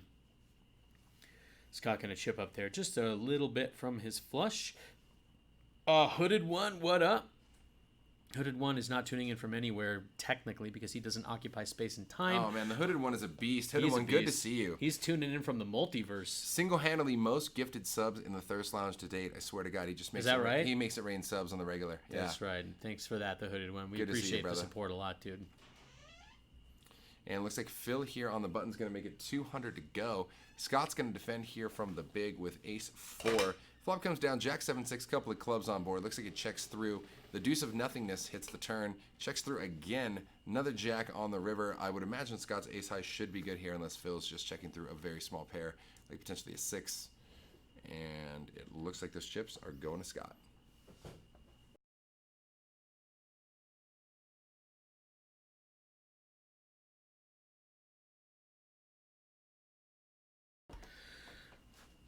So it's Fat Train here, Fat Train there. It's Scott here, and we are joined right now by Chris Fitzgerald. Hey, scoot in, dude, so people can see Come on, you. Chris. Come hang out. Chris is not, you might not recognize him immediately. Say what up to everybody. But Chris is a poker crusher, to understate the case considerably. And he played the last cage as well. He'll be playing the cage this weekend.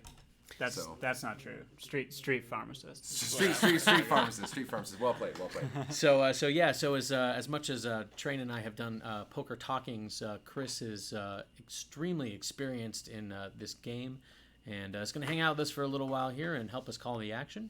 Yeah, nice work, guys. It's been nice to listen. I was in my room, and I was splitting time between my hotel room. I'm staying at Taormina with you guys, and then also splitting time between actually just watching the action live. So that nice little gap provided for multiple sweats for me. Oh, yeah. And then I have an interest in this match as well. So. Nice. And of course, when Chris says multiple sweats, he means like his armpits and other crevices. It gets very human here. What's the most degen we can make this? Can I go back in time and forward in time, etc.? Well, I mean, you've been watching that. I mean, how many times is Phil going to have kings? He's got ace-6 suited covering rum cake there in diamonds multiple times. Yeah, no kidding. Yeah. JDT is saying what up to you, dude. That is OG Twitch JD in the chat there. Andrew Snap dropping all the cool John Party emos. What's up, bud? He knows me by Fitz, so that's someone that I've run across. I'm trying to remember who. The troubles of broadcasting poker. I actually haven't broadcasted poker since I was underage in Vegas. Nice. On I ESPN. Really? Yeah. You did a TV table in Vegas as an underage player? Yeah. No way. I was really young. I remember it. It was like the only ESPN 360 thing I've ever done. You remember that media? Yeah. ESPN 360, of and then it became ESPN 3. Yes. Nice.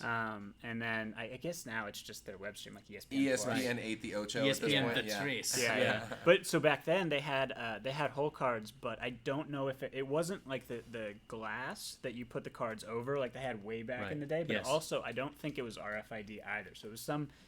Was it whole card cam in the rail? It was a camera in the rail that you peel your cards up. So the rail. original lipstick camera that used to get cards wedged underneath it, like in the moneymaker days, you'd see guys just nick a card off the lipstick cam and it was marked for the next 2.5 hours. Yeah. Asking for a setup back then was not something they really ever did, which I thought was fascinating because back then, at least the lore is that people were doing a lot more kind of sketch things with the cards, marking them, etc. And it wouldn't be a big deal to call for a setup because they're just regular decks. They're not RFID decks. Which go for like $100 a whack. No kidding. Shout out to El Sriracha, by the way, in the chat. What up, Ellie Sriracha? Speaking of Twitch OGs, thanks for hanging out with us, girl. Nice to see you. All diamonds on board. This time, Phil, the only player with a diamond, and it's not a great one here. Actually, I was going to say best hand for Scott as well as a pair, but he's going to find the fold when Phil fires out. So how's the action been? Chris, you were up there sweating it live a little bit. How's the action been up there live versus this? We unfortunately don't have the table audio, as you know, so I can only imagine what's going down on there with Andy Milanakis on tequila. Yeah, well, is there anything left in the bottle is really what Trey's asking.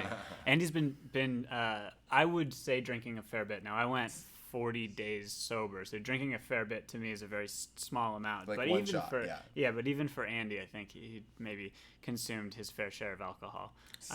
Additionally, Knut, I don't know if you guys have referenced him. He's live streaming. We actually have the !multi in the chat, guys, if you want to see both streams together. Yeah. Sure, I guess he went and you saw someone on stream right next to Scott who showed up and sat next to Scott. Scott did not ask that individual to sit next to him. I am not surprised. And you know what? That is the next level. That's the next level way to actually just start getting into your opponent. You're like, I'm just going to start placing random people around them.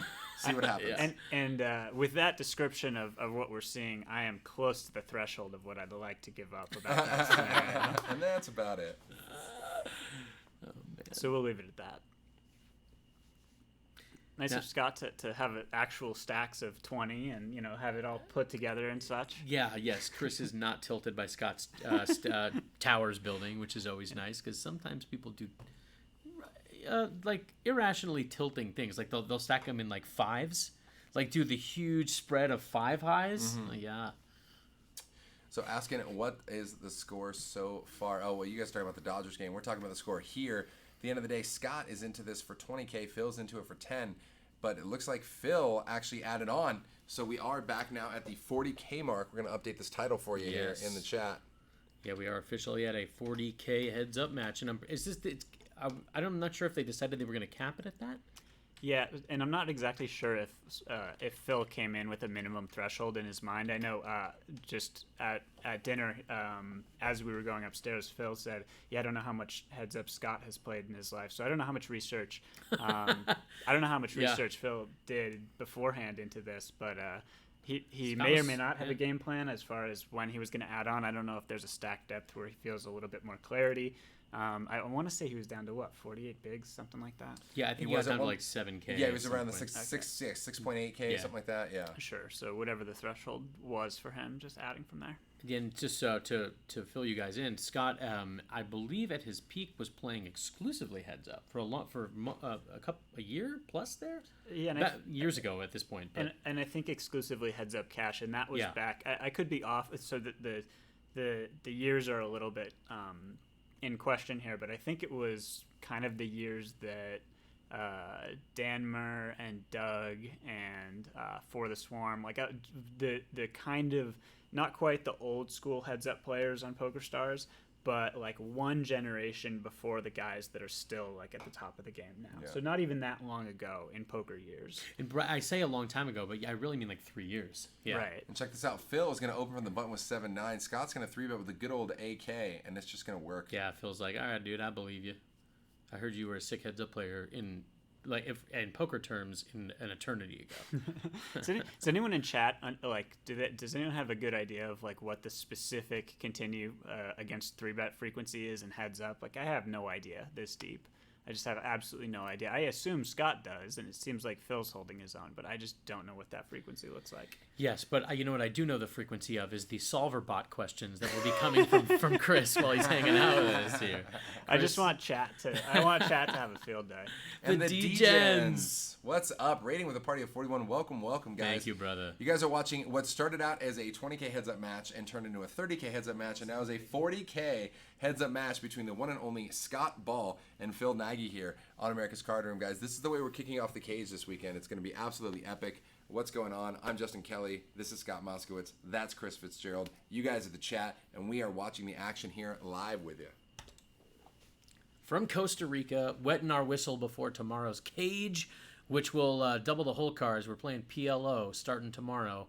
Tonight, we're going to play some Hold'em, and then for the post, we're going to do those crazy, what was the name of the game? I would imagine it's called Scott's Game. Scott's Game. Basically, okay. He just created this ultra degen game where you run out 3 complete Omaha boards, and everybody makes their own best Omaha hand after only seeing the flop. There you go. And if you scoop your opponent in all 3 hands, you essentially get 10 points, and God knows what they're going to play for per point. So we'll find out. So for now, and then after we're done with that, and we're done with the stream for tonight, we're going to be playing some cash later. And are we playing PLO? Have we decided? I think the cash downstairs is regular Hold'em, but it's really cool. Part of the cage package is everybody gets $340 to sit down, and he's like, literally, I encourage you to torch it off. So you can only imagine the games down there. Oh, yeah. They actually took, because they have a smaller cash area down there, they took and added 2 extra tables to in the middle of the lobby in front of the elevators. Like, get ready for blood downstairs. Oh, man, like, it's going down. My infomercial for the cage. So I played the last cage, and a little bit of a short infomercial.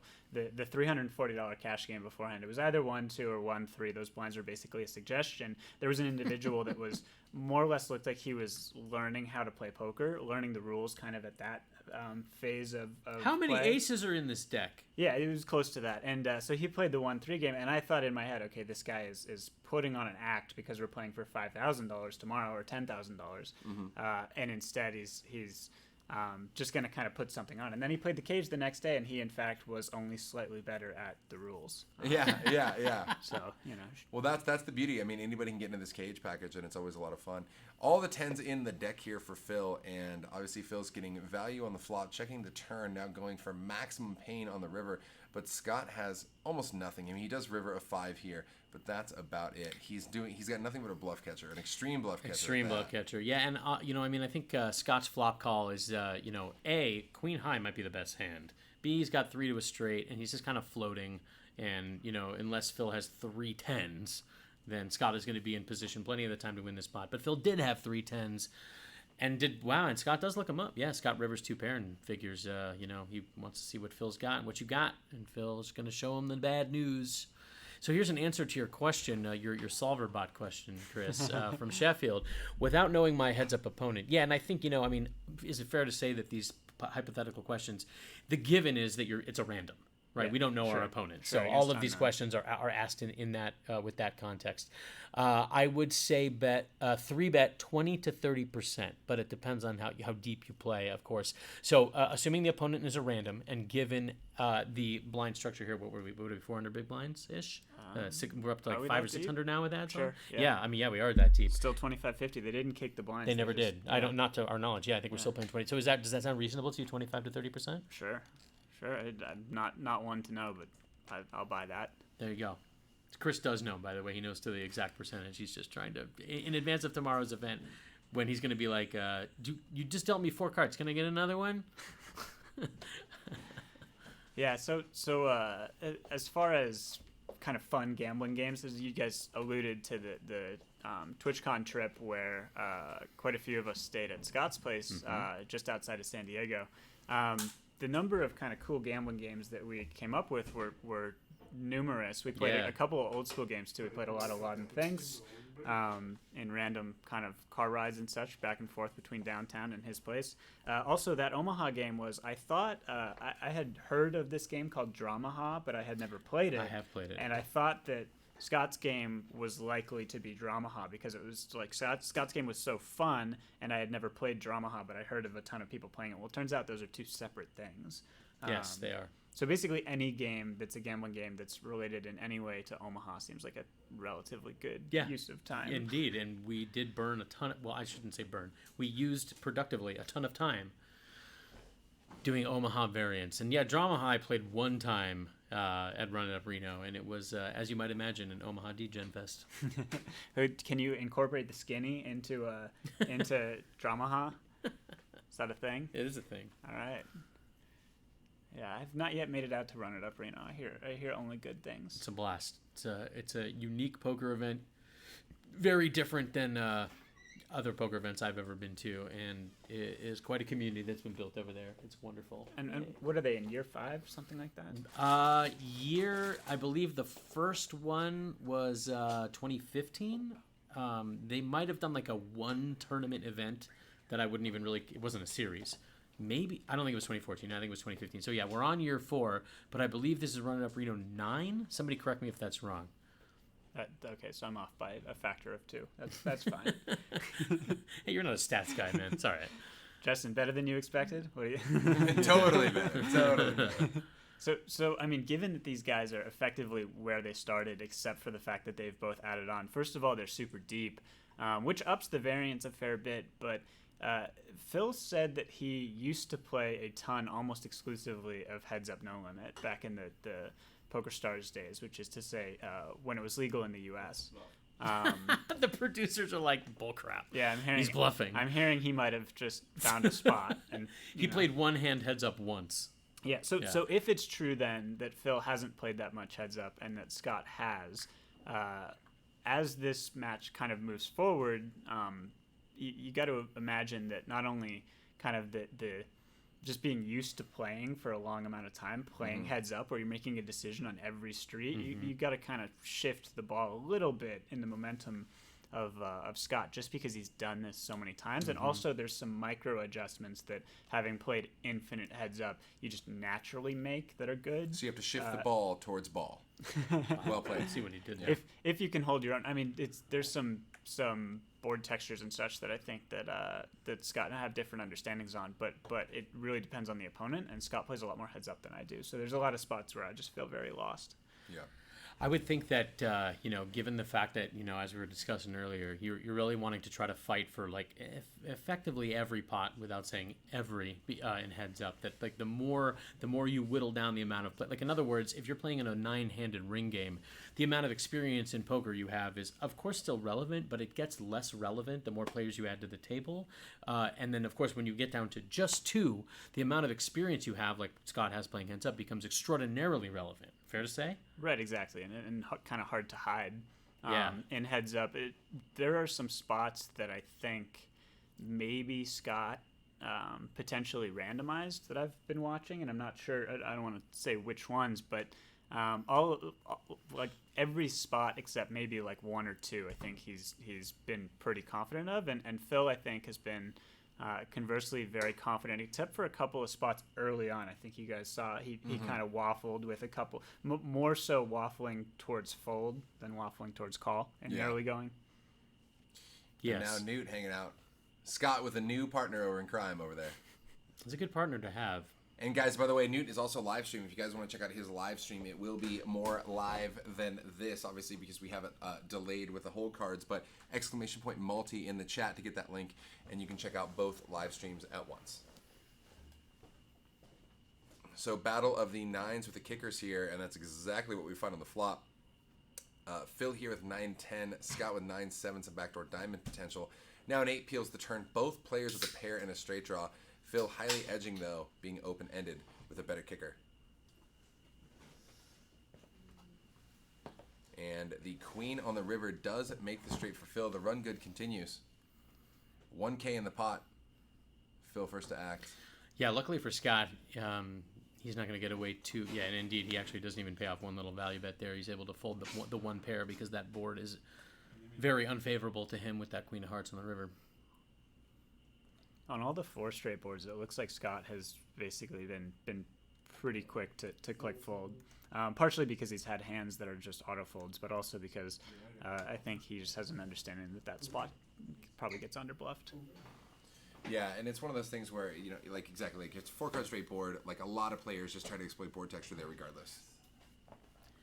Exploiting board texture is something you're going to, the more successful you want to be heads up, the more effective you're going to have to be at doing that, because you got to be fighting on every street. Scott looks happy, by the way, in a non quantitative analysis here. He just looks like he's having the most He's fun. having a blast. Yeah. And Phil, I mean, you guys have broadcasted the cage enough times. I don't think I've seen Phil unhappy at the cage. No, Phil is definitely just happy to be hanging out, and he's probably happy with that turn there, as he does turn the wheel. Now, obviously, you got both players fearful of hearts, especially if another one peels. But in this particular case, we can see nobody has hearts, and Phil has this hand pretty much cinched up. Scott's going to take one little stab here on the turn. I don't suspect we're going to be seeing him take another stab on the river. He has nothing close to relevant to what's on the... Oh, well, I'm wrong. Nope, he is going to take... because he has just total air, he's going to try to steal it. And I don't think it's going to work. Phil, I imagine, is going to snap call him with a wheel. Actually, Phil finds magically a fold here. No, that can't be right. I don't know. I mean, Phil's not folding a wheel. Heads up. Come on. Man, broadcasting is hard. Wait, what I just saw just seems so. It can't be. So in that case, like, it must be a card reader error. Phil cannot have a 4 and fold there. I don't know how you ever fold a wheel. I think you just cry call and say, I hope you don't have the flush. I have a wheel. What you got? That's it. Yeah. I think it's a little unlikely that Scott would not have a heart in his hand there as well. Right, exactly. But two black cards, he's air barreling. Specifically a small heart, so that he can remove a few more flushes and not necessarily the one heart hands that then become auto folds. 100%. Super relevant blocker, a low heart there. That makes sense to me. All right, so, well, who knows what went on there. Moving on. Wow. How's that flop for Scott? How do we feel about that flop? We're just flopping a boat with ace 4. No kidding. Phil all but drawing dead, and that couldn't go. They showing him that could not go. Scott bets flop. He bets small on the flop. And That's Phil $100, folds. and he cannot get any sort of value there from Phil. And Scott's like, look, dude, I had it. Is that Scott's bodyguard, the big muscle-bound fellow? That's the bodyguard for all of Costa Rica. That's right. Yeah. And there's there's a muscle light that shined on the clouds when he's being signaled. His muscles have muscles. His eyebrows are yoked. His eyebrow has a six-pack. You've never seen a guy raise his eyebrows in a more compelling and strong fashion than that, literally. too. And, of course, Twitch OGJD knows how little Scott needs it. Of all the people that need a bodyguard, Scott is last on the list. Very, very true. The DJs, what's up, says how much longer are they playing for? They're going to play until one guy has it all. So they're going to play for $40K in the house, guys. That's going down. It's happening. One person's going to leave here with $40K and then go downstairs and play 2 hands of blackjack. That's what's going down. I think you guys know the story, by the way. Speaking of Scott, in relation to bodyguards, there was a kind of a mid-profile fight between 2 poker players. It's not the first time it's happened. Maybe 4 or 5 times in recorded history, 2 poker players have agreed on a wager and then fought, which I always find kind of cool. It's like a way to improve your life, get in shape. That's how I see it. I see it as a positive thing. The biggest one that I remember was like Lex Veldhouse and Elke. That was right? maybe the first one, and then I think Sorrell fought someone. And then Esfandiari fought someone as well. Oh, I don't remember that one. Yeah. Kevin Hart. Yeah, he fought Kevin Hart. Exactly. Oh, yes. Okay, now I do. Isn't Kevin Hart like 4'9"? Isn't he really short? He is, yeah. Although he's in good shape, he works out every day. Yeah. And I know, and I don't know what the weight agreement was there, but Olivier Busquet fought a gentleman that trained out of the lab in Arizona. What was the gentleman's name? JC Alvarado. That's who he fought. No kid. I don't remember that one either. Yeah. So one of these fights, and I'm not going to get too much into it, but Scott was kind of called next, so to speak. Yeah. And the negotiations never got off the ground for a variety of reasons. But I would imagine, of all of the people we just mentioned, as far as I know, none of them are trained fighters, except Scott. JC Alvarado, he used to train MMA. Oh, he did. JC Alvarado trained MMA? He did, but I think when JC trained MMA, but insofar as I think he was a blue belt when he fought Olivier, I mean, that kind of, I don't know 40 pounds, weight difference. Also. Yeah, big, but I mean, the difference between a blue belt in jiu-jitsu and someone that, I don't know if Scott was Division II, but Division II, and state champ wrestler, just a state champ wrestler at the high school level, right, is going to absolutely murder your average blue belt in an MMA context. So anyway, that's kind of neither here nor there in the stream, but certainly Scott was in the conversation way back when. I would imagine. I would have pity on anybody who wanted to get in the ring, even in a prop bet. Yeah. Scott's not messing around. A little bit of a crossover too to playing heads up, right? So a lot of people, I think, that they don't really have the opportunity. Like kids these days, I'm putting on my old man hat here. I'm 28 years old. Kids these days aren't going to have the same opportunity to battle heads up that people like myself or Scott had, because heads up sit and goes are just dead online. I mean, they exist. You can play them. ACR is actually probably the best place in the U.S. to play them, and they don't really run very often. Is it like the same 5 crushers waiting to play you kind of thing? Right, and the rake structure's okay, but it's not great, and it's just a format where people have it relatively well solved. So there's a lot less action in sit and goes than there used to be, and also in heads up no limit cash. There's just not that much action, but way back when, people used to play tons of heads up. So someone like Scott, or pick any of the heads up crushers, those guys are going to log way more hands of heads up poker than any of the 19, 20, 21 year olds coming up ever could. Sure. Yeah. Because the format just doesn't exist anymore. Totally. Killing Bird's in the house. What up, Killing Bird? Nice to see you, dude. Dropping them K-Bird cheers. Still pretty even matched heads up at this point. Literally both players exactly at the 20K mark, and took them a little while to get here. We started with 10K each, then we had a 5K add-on for Scott, then a 5K add-on for Phil, and actually a 10K add-on for both, and here we are. So it looks like Phil's going to put in a raise here with his 7-5 suited. Scott, a little tricky. I think you're going to see Scott 3-bet ace-8 suited a lot. This time he just calls. He just flopped the best hand, and the jack is irrelevant, but, Phil has got to not hate that flop. Although neither one of them love this run out. Scott's hand is still best here. The turn goes check, check. I'm surprised how slowly Scott has played this hand. He does bet the river for value, presumably, here. And Phil, at this point, left with just a pair of fives. He has to put Scott on an air ball, which, honestly, as played, Scott could have. I mean, he's played it so slowly. Would Scott bet an 8? Well, yeah, Phil's going to look him up. Yep, Scott, Scott gets a bunch of value there. He presumably could have gotten at maybe on the flop or something, and then maybe he wouldn't have gotten that value on the river. So Scott does eke some value out of Phil there with his top pair versus middle pair. But, Phil was the pre-flop raiser, and he had a pair and a straight draw on the flop.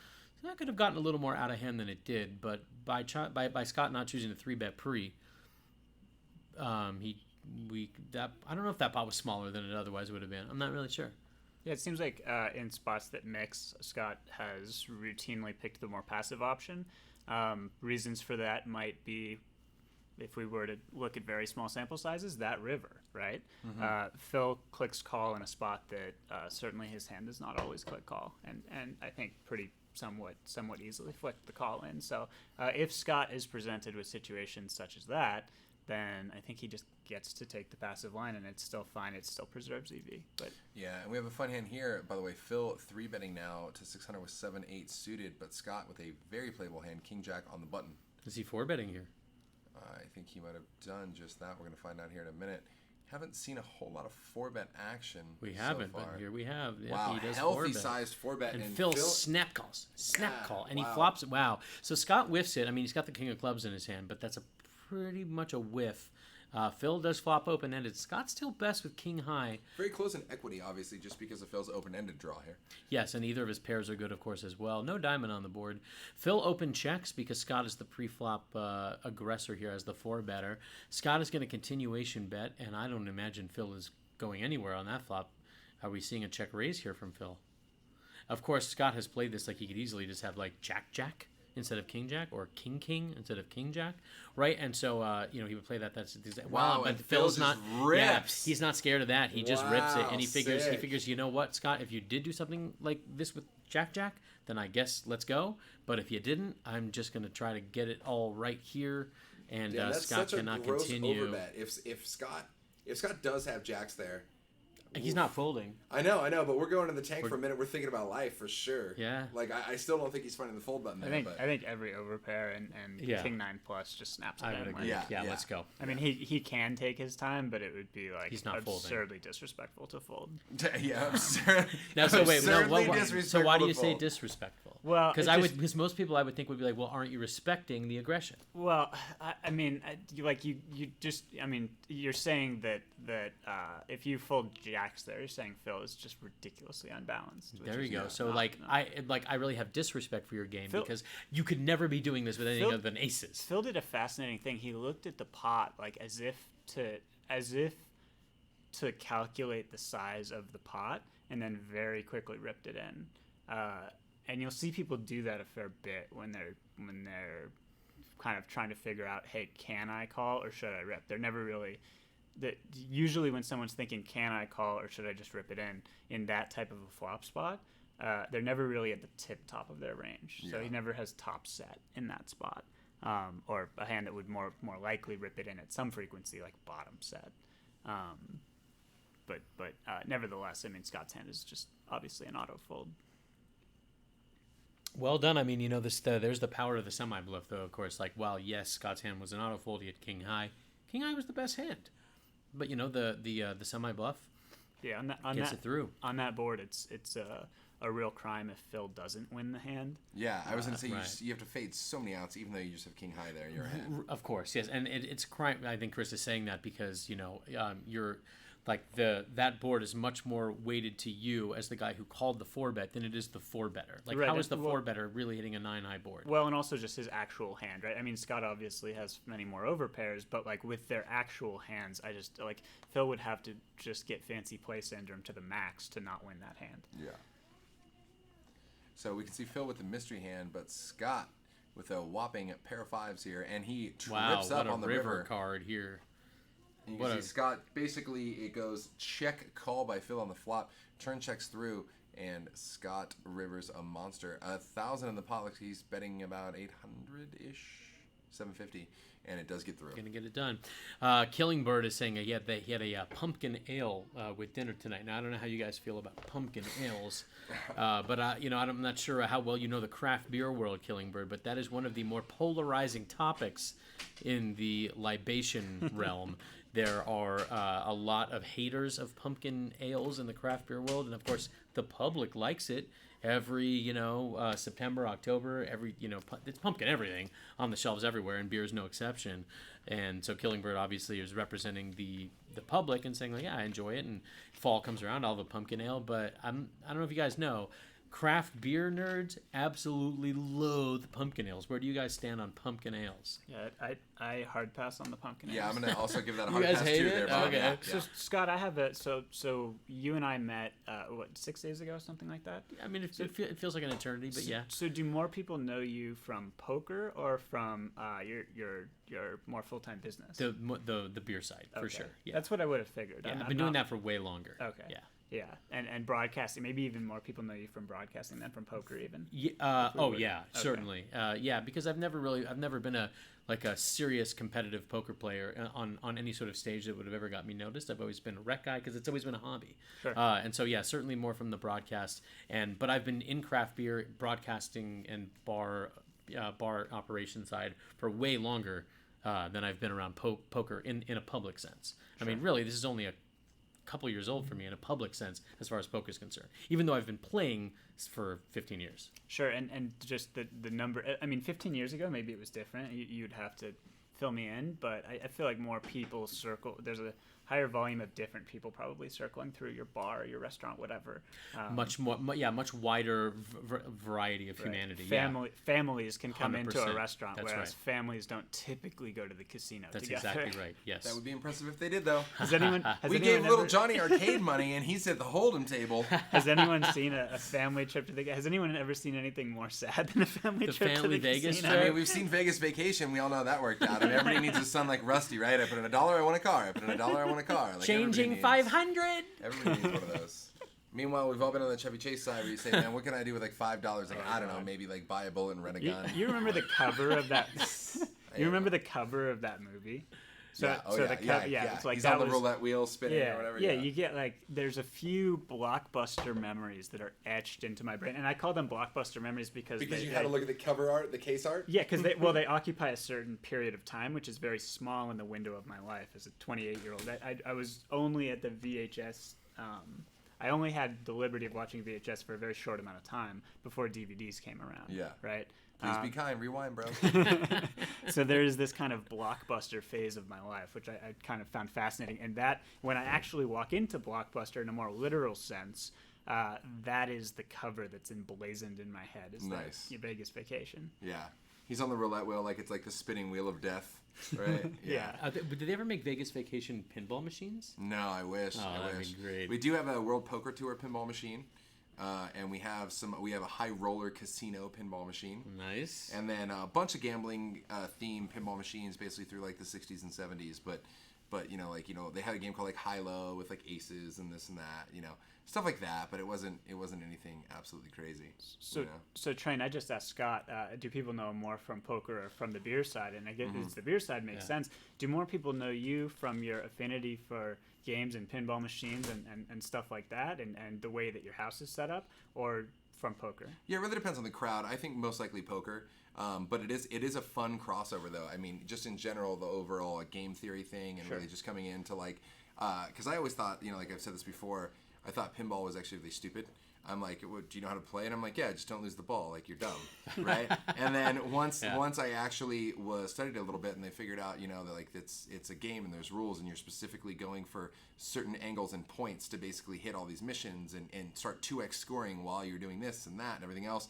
And it was so strategic. And I saw a lot of similarities between like pinball and poker players. Actually, they get in the zone, they put on the noise canceling headphones, and they just rage hard about it.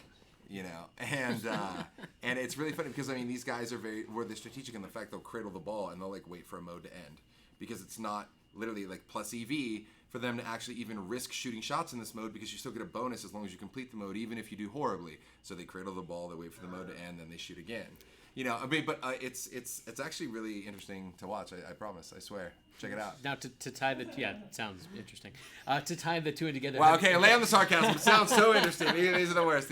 Have there been any beer themed pinball machines that pop to mind, just to tie the two?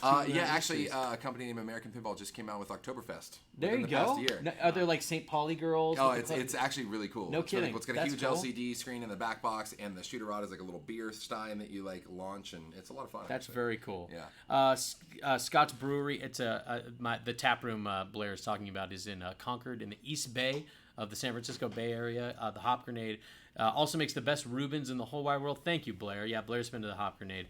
We have like a little food menu, and we do sandwiches and stuff. But of course, it's all about the beer.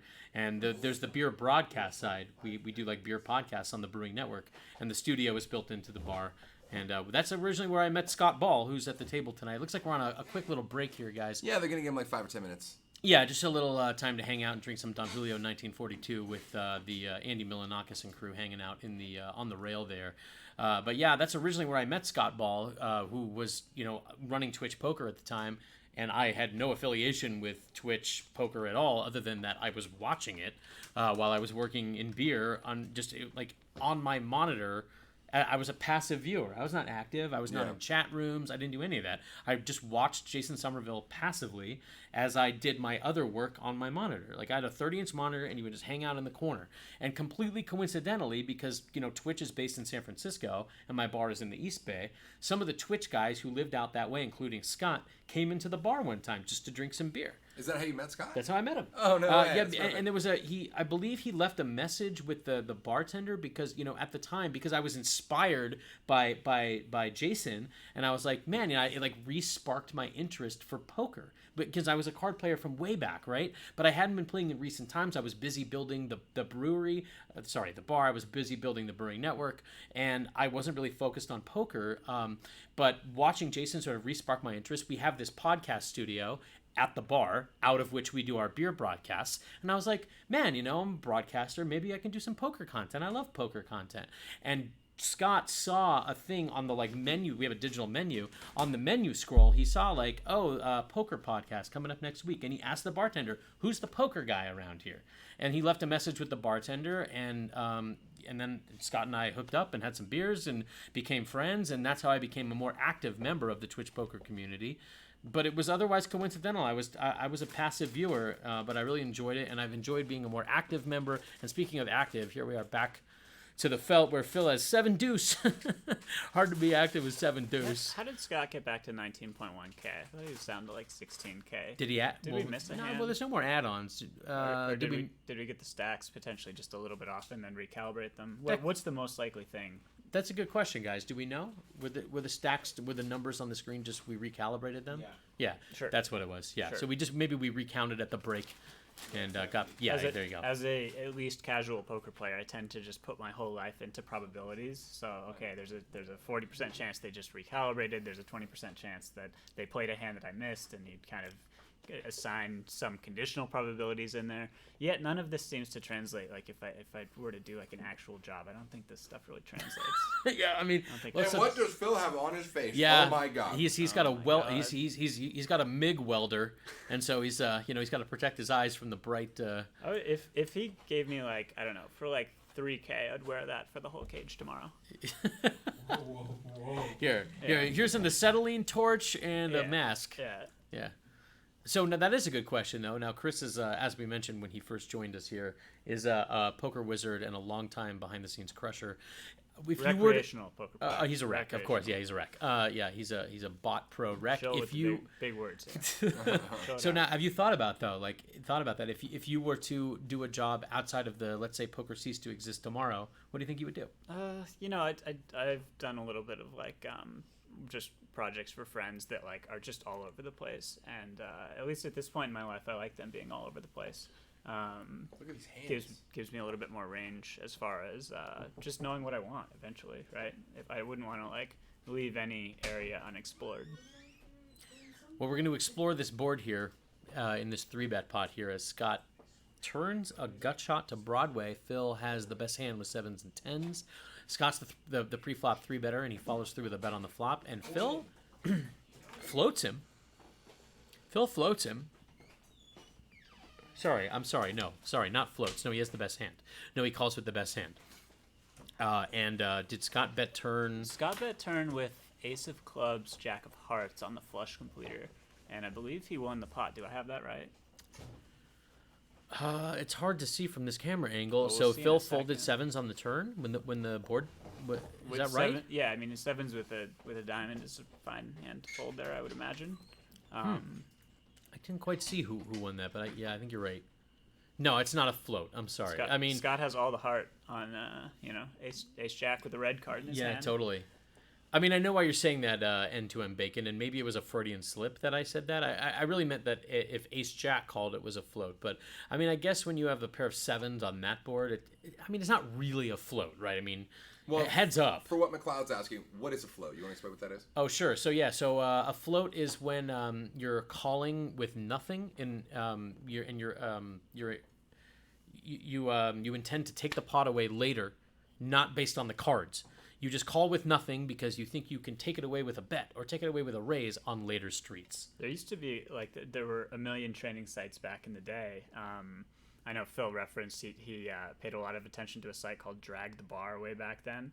Most of these sites now defunct, but there was also a site called Float the Turn, which is just so fascinating because it's like an old relic of poker. Like you just don't see that anymore. Mm-hmm. People floating the turn to check raise bluff the river, and an entire training site. Wow, and I don't want to misattribute it to someone. I want to say maybe it was old school Jonathan Little's site, but just so fascinating how far poker's come that there used to be a site called Float the Turn. That is funny. And for all I know, there's still people signed up. There probably is. Who knows?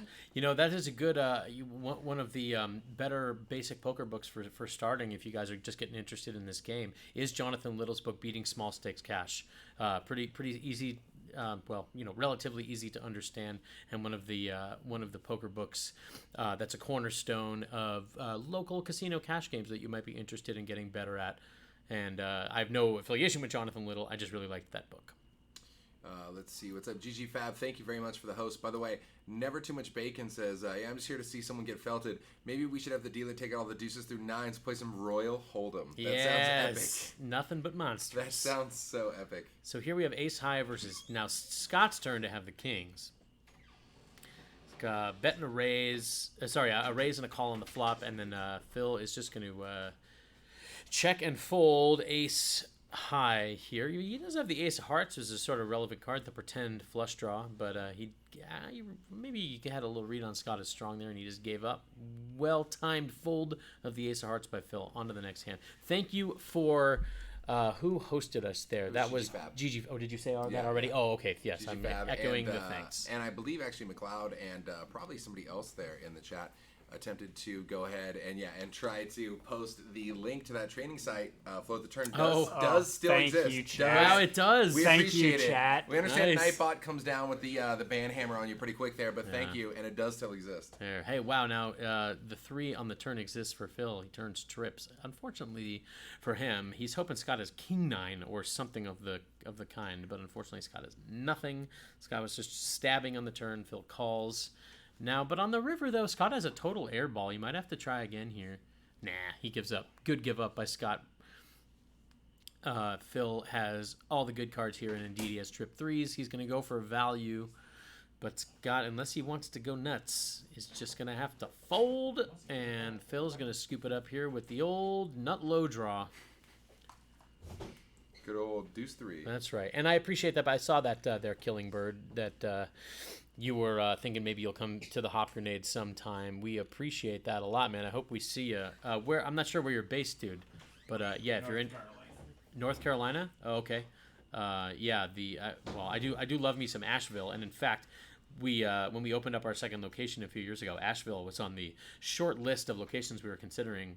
So I do love me some North Carolina. But if you ever find yourself out in San Francisco for any reason, please do come visit us, man. I'd love to buy you a beer. How big is the ownership group for your bar? 3 of us. Okay, cool. Yeah, not too many. It's the guy. So the podcast, the media side, the Brewing Network, where it all started. We've been doing the beer shows since 2005, a long time. Sure. The owner of that is Justin, who's my partner in the bar. So he owns the Brewing Network, the media side by himself, and then he and I own the bar. Okay, makes sense. Yeah, I referred to it as a bar just due to the background that you'd given me, but obviously some good sandwiches too. So yeah, it's not a restaurant, you know. It's like preps, basically, you know, prep Sure. kitchen. What did Scott do there? We He didn't get turned no the value from Phil straight. on this, Yeah, so. Phil's got nothing. I did glance when that turn card came, and the reason I kept talking about sandwiches is because Phil has king high. Glad I'm helping the broadcast guys come in here just talk about endless nonsense. Yeah, you know. yeah. If anyone's not caught up on the exact action, that's solely on sure. solely on me. Now, if Phil had top pair there or something, I would have immediately stopped and been like, "Holy moly, Scott turned the straight."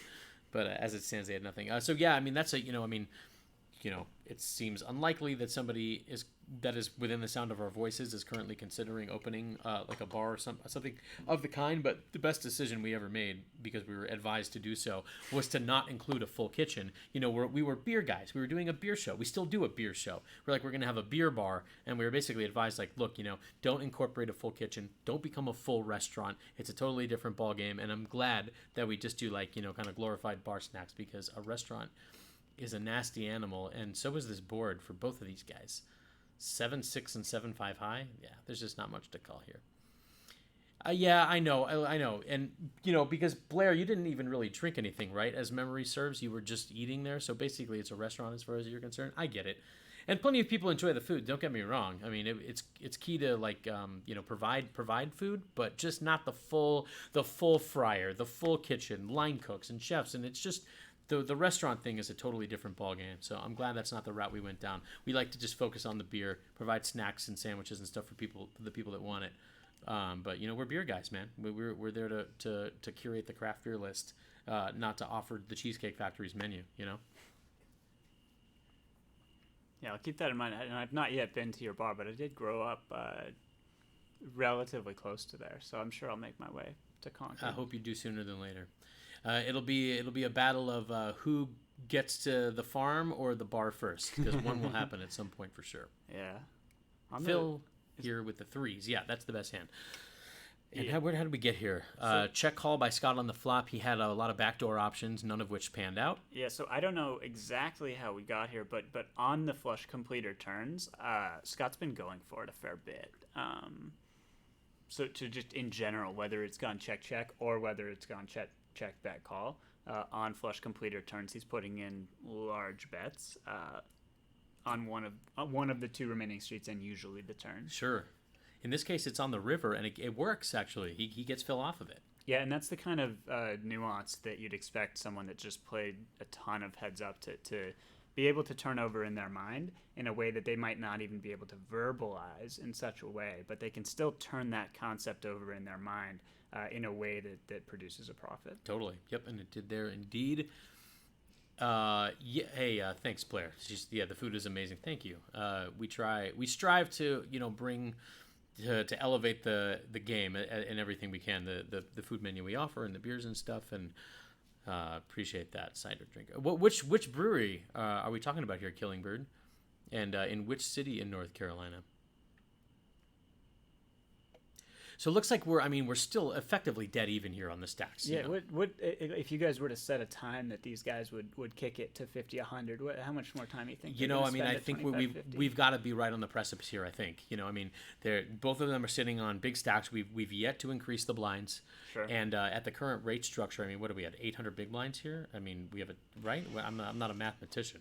And I'm gonna guess that's a mutual decision, but probably more of a it's probably more likely that Phil would express a desire to up the blinds, and saying that just simply because he has a family obligation tomorrow. He's got actual real life stuff to do. Oh, really? Yeah. He has a life outside of a card table? Unknown on that, but he's going to be doing other things. Okay. Well, yeah, we'll see. I mean, at this rate, we're either going to have to increase the blinds or increase the aggression frequency. One of the two. Here we do have a pair over pair situation, so maybe we can get a little out of line here. It goes check call. Phil essentially just clicked pot on the flop, which is cool. Yeah, and even cooler is the turn card where he turns top two. And of course, Scott is pretty weak here. He's drawing to a 3 or a king. I don't know that he's going to fold one pair here just yet, because Phil can still have all sorts of heart combos and 5-7, 7-8 type hands that he's ahead of. So I wouldn't be surprised to see him fold, but I wouldn't be surprised to see him call either. I think he's going to click call here without a heart in his hand. Yeah, that seems reasonable, and indeed that is what is happening.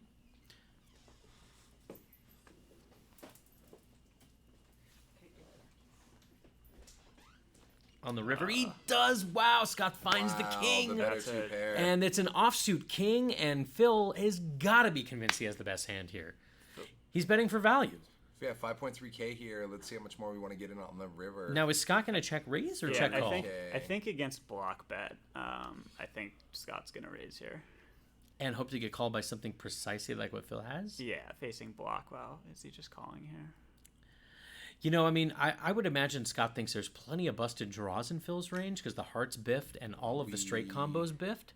Are going to be looking at, those are 1K plus. But he is raising. No, he just calls. Yeah, I think he thinks that Phil probably is just so weighted towards busted draws here because like I just said, the hearts missed and all the straight combos missed, and he doesn't see a lot of merit to raising. I mean, obviously once he sees Phil's hand, he's going to realize that's a misraise. He beats 5-3. He beats. I mean, all the thing is they're playing heads up, so there's all the offsuit combos of 2 pair as well, and a 9, like a hand like King 9 is so unlikely to put as much money as Phil put in on the turn. Just not really his style. But that being said, like it's also a spot where Phil doesn't have thin value to the extent that maybe he could. So those two factors kind of compete with each other, and it makes Scott's decision a little bit more nuanced than just like what a computer would tell him to do. Totally. As it stands, Scott does scoop that, and a little 2 pair of a 2 pair cooler for poor Phil, who got rivered. And not only did he get rivered, it's like the stone offsuit king. It looks like such a brick when you're holding jacks and nines right there. So. And Phil looks like he's taking it well. Sure, and that's what can you do? It's a cooler, and Phil's seen many before, and whatever. What can you do? Here we are to the next hand, but Scott does open himself up a nice chip lead here. I want to say they just moved the blinds up as well. Did they? Is that what it looks like to me? 100 to call. So, I mean, that would dictate maybe it's 100, 200. 100, 200? Oh, yeah, that is very possible. If it's 100 to call. Lone Rider Brewing Company in Raleigh. Oh, that's cool, Killing Bird. I have not spent really any time in Raleigh, but that's awesome, dude. Are you a brewer? Or you own the brewery? Be interested to know your beer side background. Blair's asking, by the same logic, if you raise, can't you lose more? Like, in other words, if Scott raises, doesn't he subject himself to losing a monster if Phil has him kicked? Such is the game that we play. Sure, and that's the balance. And I mean, that's why we do see Scott just call there. Because the number of days that I've played poker and just value bet worse hands and value raised worse hands, and just to some people would look like a stone moron for 24 hours. There's just a lot of those days, but I think that there's some competing factors that Scott deals with there, such as just the reality that Phil's not going to maybe even have like this farthest down 2-pair combos. Like he might not even have this for value, and I don't think he would have this for value with the alacrity that he put chips in on the river. I just think he's going to like tank a little harder at like he's going to have some genuine expression on his face. Both these guys seem to be showing at least a little bit of that in terms of timing. Train, by the way, have they been lighting me up in chat? I know you've been reading chat. No. You're all good. Nobody's lighting you up in chat. Frankly, that's disappointing. Yeah. What's disappointing for Scott here is that he calls a river value bet by Phil, who caught the Miracle 10 and made a full boat there. And Scott had the queen the whole time. He got outdrawn on the river. Phil made a value bet with his 10, and Scott said, call queen, and Phil is going to scoop that one, and a little hit to Scott's chip lead, but he still has about a 25K to 15K lead there. Still Scott's match to lose at this point, as we have gone to 100, 200. Marketing director for 5 years before moving over to cool, they have a distillery side now. Right on, dude. Very cool. So it says fold there. Do not pay attention to the graphics. Phil would not fold 9-7 of diamonds pre-flop in a heads-up match to a court order. So Scott races with the ace, and Phil looks like he's going to call. And he flops the best hand. Scott's got a wheel draw to the 4. Phil continuation bet the flop, which was actually with the best hand, a value bet. Scott called him with the wheel draw. The turn went check. Here on the river. Worthless king for Scott. The 9 in Phil's hand is best, and I think it just went check again. And I guess that's a good check by Phil, trying to let Scott blast off there with something just like he had, miss wheel, but Scott would not oblige him. And look at this pre-flop raise percentage. Just basically, we're raising the exact same amount. Yeah. Like close to 90% on the button. That's what it looks like. Which is, that's part of a big reason why we've had like pretty even chip stacks up until the recent 2-pair over 2-pair. It's been pretty damn neck and neck. And since that hand, in just like the 3 deals since then, we're moving back toward the middle here. So coolers and coin flips, is that where we're heading? I pretty much think for this to end, you're gonna have to get, like queens to kings, coolers something and coin like that. flips. Yeah, here like we go. super setup, super cooler. Maybe set over set, maybe sort of like top versus set, something like that. I mean, they got basically a half stack in on that, the 2-pair over 2-pair. Yes, hand. they did. Exactly. We're getting close to that. And then remind me the hand where Phil like check raise turn with top pair in the gutter and then river the gutter, like they got a significant portion of their stack Scott had in a there, set. right? Yeah. But even if Scott didn't have a set, like there were some quote unquote bad hands that he'd probably be obligated to call with as well. And that was, I can't remember how big that pot was, 8K, something like that. That sounds right. Relatively large size, considering that at that time they were 20K between the two of them. For sure. Actually, Killing Bird asks, are the chili guaros flowing yet? We actually had a round of those earlier. And was that your first one, Chris? Yeah, it was. First chili guaro. And it was my first drink in 40 days. So congrats on being a terrible influence. Yeah, buddy. Yeah, Chris just got done with a prop bet sober stint. Prop bet might be the wrong word. I've actually discussed this with friends. Is it a prop bet if you just free roll like 6 people you don't want to give money to? That's pretty cool. It's a prop roll. Yeah. It's like not a prop bet. It's more of an opportunity. I can't really win money, so I don't want to use the word bet because that almost implies that there's like another side that I could benefit from. But I would just say it's a free roll. And so I think a lot of people that like people that I'm very familiar with, and you always try to put your best foot forward when you're meeting people and introducing yourself. And if you play a lot of poker, like how do you present that?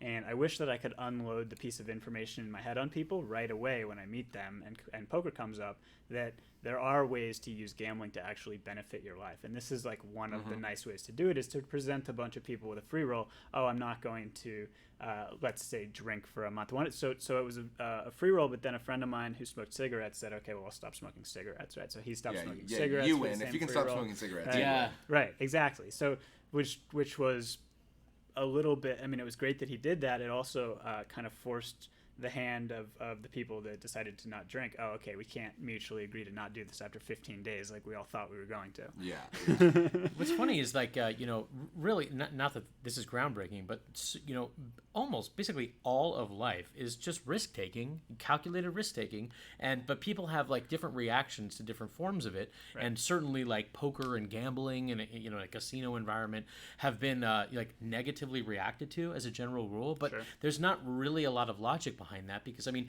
if you can distill, like if you get in your car to drive to work, what is that? That's calculated risk. You could die in a car crash, but you are willing to take that risk because it's not likely, and you're trying to go to work to benefit yourself and your family, right? I mean, effectively everything. Why have kids? It's a risk, Right. Everything in life is that way, and I mean, maybe that's just a gambler trying to justify Yeah, a so hobby, but really, this- everything in life is a gamble. This could potentially be one of those cooler hands we're looking at here. If wait, is it really 448? I thought it was 458. We get confirmation. I didn't catch the board here. Let's wait till we get the camera. Really, is it 458? I thought, but maybe not. We'll see here. Phil clicking raise here should generally speaking. I mean, this hand, like Scott's hand isn't supposed to fold, but I think he might. And you say that because the 8 of diamonds is such a good card for him, or what? I mean, yeah, he's certainly not supposed to fold like ever with his hand. Because It's just too good. But I don't think that I just don't think this is a spot that Phil's gonna have a whole lot of bluffs. But you're right. And it is Justin's 458. right. So Yeah. check that out. If Oh, a 6 were to okay. come, Alright. you would have a bloodbath. Yes, there. you sense. would. So that yeah, he can't fold. He can't Yeah, fold of on course this not. board Yes, ever. on Yeah. 458. I was gonna say certainly not. Scott called somewhat quickly in a manner that just like clearly the board was not 8-4-4. Totally. One second.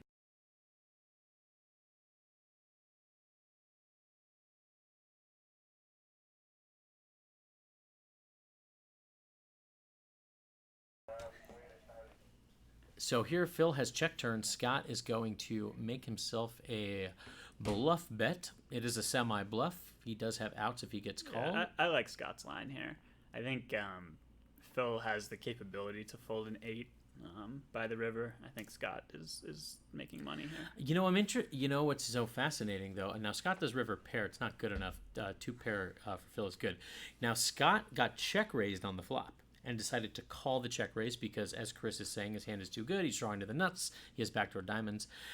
And then when Phil checks to him on the turn, Scott does not opt to check back, which I would imagine almost all players would do because you just got check raised. So why do you think Scott decides to bet?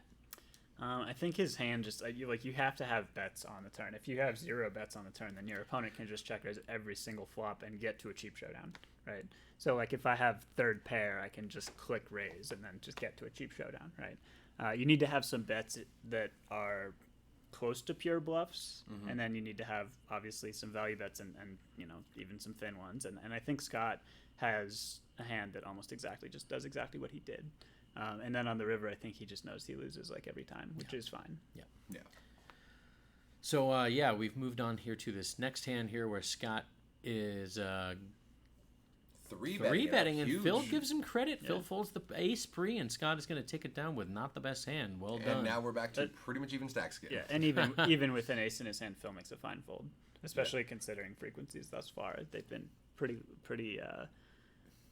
often not 3-betting each other. And ace 4 offsuit is a pretty close to the garbagiest ace you can really have. And I guess the only thing that wait a minute, did he fold? No, Phil 4-bet. Okay, the graphics are wrong. Sure. Oh wow. Okay, that makes a lot that's more fine, sense. too. Neither. Yes, Fold either one are fine. fold and 4-bet. 100%. And of course, Scott is not going to fold 8-9 of diamonds heads up, so he calls. But that flop is all Phil. And is that right? Is this? I'm not really sure if this is right. How would you say so you guys have done a lot of poker broadcasting and the graphics can be a little bit the hardest thing for me is just following the graphics. And I would imagine for the viewers that's probably close to the same. But I think we can piece together what's going on in this hand. How, is that a reasonable assessment? Was this just a 4-bet pot that went the way it normally would to this point? I think so. What's surprising? Now, Train can speak to this, of course, as well. It surprises me that Scott would lead flop, given the action that Phil was the 4-better and Scott just called. That doesn't make a lot of sense to me. Now, in this exact setup, the way the camera angles are showing, it's kind of hard to see who did Scott actually bet? Like the camera was on Phil. The poker broadcasting that Train and I, and now of course Train has done the cage a lot from this exact setup, but the poker broadcasting that we have done have had like many different camera angles that switch really frequently. Yeah. So it's, it's like on Stones, it's been easier to follow the game outside of what the graphics are telling us because the camera's switching a lot and we can literally just see what the players are doing. And also, generally speaking, too, the heads up like this, I mean, the action is taking place so much quicker than in a multi-handed game that the action tracker has to be on point. And what a lot of players don't know is that the action tracker actually switches the camera depending on who it's on. So if the action tracker is off, that's what makes it difficult because the cameras aren't on the person when they're actually making their moves. Exactly. So you can't. You have to rely on the graphics because you can't see what they did. As maybe I don't know, like a recreational player who plays a lot, we'll say, like. That's the GTO bot answer. If you've ever so you've watched Rounders, I'm sure, a million times, Never both heard of you, of it. right? So in that movie, there are a bunch of kind of over the table shots that are just like amazing cinematography to me, especially when I was a kid watching that. And they have this shot when they introduce the police game, where they have these like blue felt and the clay chips, and it's just like an overhead shot where you see the stacks. And I thought to myself, that like over almost like it's coming from a lamp right above, like that would be exactly where I'd want to watch a poker broadcast. I agree. You can see everyone's hands and stacks. I'm with you. That would be a great angle. And here, right here, as you guys can see on your screen right now, we do have the overhead view, but what's missing from Chris's description is everyone's stacks. Picture that, but zoom out. Essentially. Yes. Yeah. Right. And Deuces Full is way the best here for Scott. I don't know what Phil tends towards in these spots. I assume he quickly He's going to call. Yeah, he's going to be like, 2-pair, dude. What you got? That's fine. Of course, yeah. Makes total sense. And, Phil could easily have the best hand. Scott doesn't have to have a freaking full boat. He could have missed straight draws and all sorts of stuff. And Phil is going to watch his chips go in Scott's direction, take a sip of Corona, and we'll move on to the next one. And I'm not really sure. Killingbird thinks that in that last pot where Phil had the ace-4... and Scott had the suited connector, and it came ace queen queen. Killingbird thinks that Phil didn't win that hand. No, he said he did not win that pot. Which and none of us really saw. That's the thing, is the cameras weren't really where we needed to see them, and the action tracker didn't seem to be 100% on that hand, so we're not really sure. As it stands now, the chip stacks are still pretty even. Yeah. Train giving me a look like this, as if this was not a problem before I got here. Yeah, no, never. No, look at this board. Wow, that's a whole lot of queens for Phil. That's a great turn card for Phil because Scott's hand becomes much more likely to be good when the board pairs queens here. Scott's really good at folding these paired boards, though. And you're right. I mean, look, he checks behind on the all that happened was Scott put in a raise, Phil called. Phil checks, Scott checks back. On the turn, Phil bets, Scott folds to 1 bet. How did Scott not lose a single pre-flop, post-flop chip? Scott on these paired boards has made 0 mistakes. Honestly, though. I mean, now obviously there are a lot of universes where that fold is going to look terrible because Phil's not going to have trip queens. But like you said, we haven't seen that yet from. Like, how does Scott know to not put in another red chip on that? Let me ask a better question. How many players in a heads-up match are not going to lose a single post-flop chip with pocket freaking 10s there? Yeah. I definitely look up pretty much at least 1 bet on the turn there for sure. I mean, I think Scott's on the wavelength where he's just trying to put together hands that Phil's going to bet that aren't good hands on that board. And it's like, okay, what hands are going to bet that aren't good? Open-enders. Okay, double block that. But since the flop went check, why can't Phil just be betting 2 Costco cards? Because it doesn't show that propensity to do that. He just hasn't rolled over the 8 high in those spots hardly ever on the paired boards. He just has not done that. Like, have we seen that once on a paired board? No. I don't think so. Well, there you go. And so Chris has observed that, and obviously Scott has too, and he's able to just fold to 1 bet on turn. Wow. All right, enough strat. That's silly. Silly. Scott guessed correctly. We need more Don Julio fueled heads-up action. That's right. Can they deliver drinks to this exact room? They sure can. They sure can. What you want? Don Julio 1942? Someone text Andy. Maybe I'll let you guys choose. That's funny. As if there's any left in that bottle.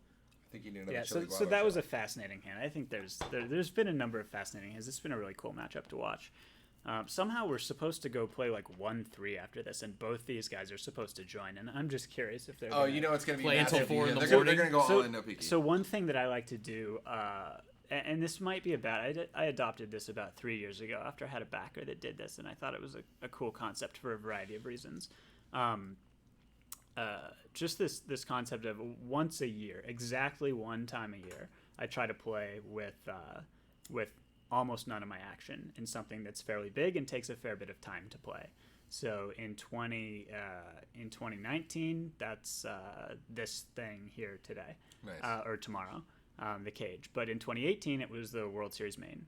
And then once a year, I try to play something that like almost brings me to tears, just to kind of expand my own mental ability to think about the game beyond the stakes, whether it's either quote too small or too large.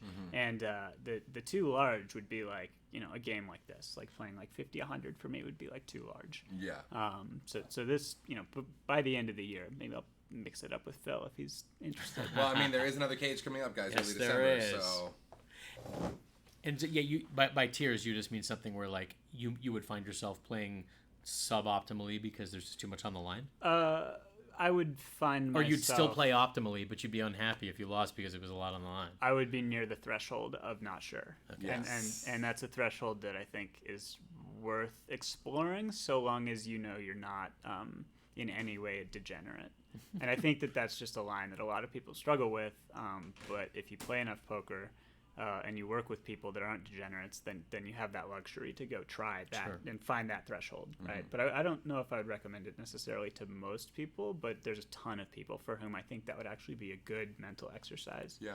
And to that point, you talked about some of the early books that were really helpful in poker back in the day. Now, if someone's getting into poker, maybe the first book you give them is something that is more of a consciousness expansion as opposed to a poker book. Specifically poker related. Because there's just so much poker content out there on training sites that's very good. You can get very good very fast. You just need to have the brain to do it. Absolutely. I agree with you. Yeah, so maybe something like a Malcolm Gladwell book, like Outliers or Blink, might be really cool for that. And the kind of underlying premise that people are generally too results oriented, I think, is a kind of a constant motif of those books, and that is infinitely true in poker. So Scott and I were talking a couple of days ago, and he said that the number of people in my life that kind of tell me bad beat stories that are just wasting words is very, very high. And so we actually put together a game plan to phase that out, and we just use positive gambling to phase that out. So this is interesting here. This turn actually, gives the bottom end of the straight and an open-ended Scott straight just gunshot dumps straight it. flush draw. Yeah. And Scott with top pair really just can't continue there with two What a black cards. board for 4 deuce of diamonds. Wow. Can we still hear the table audio from that computer that was playing it before? Just so we can kind of hear it. Yeah. Wow, look at that. Went to showdown exactly the same. Phil's been doing that. Phil's been like licking the side of his Corona bottle before he takes a sip. I don't know if that's like a luck thing or if there's still some lime juice on there. Salt. I really like the way. So I've talked a fair bit about Scott. I think because I'm more familiar with him, I really like the way that Phil is playing as well. Absolutely. I think that he's keyed in on a couple of things as the match has moved forward that are quite good. I think he's pretty aware of Scott's bet sizing, and I think that as far as what edges look like in this, I think it's very, very tight. Oh, yeah. Hey, there's Andy Milanakis in the chat saying, raise the blinds, dude. Let's get this going. I tripled up. What up, Andy? You guys think either of these guys would disagree with the sentiment that edges are probably pretty tight here? Oh, I think they're pretty close. Yeah, they would agree. Yeah. Sure.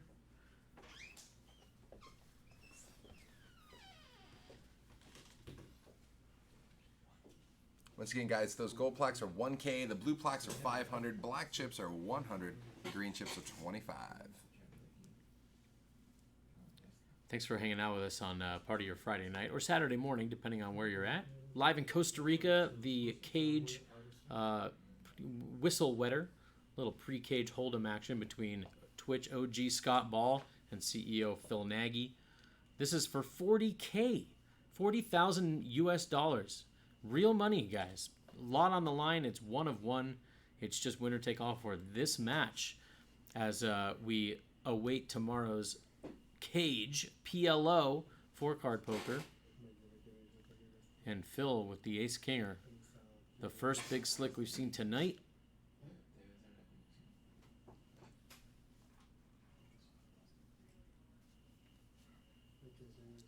It's fascinating. These guys have not yet gotten it in pre. They haven't even I know. close to cooler each other. I know.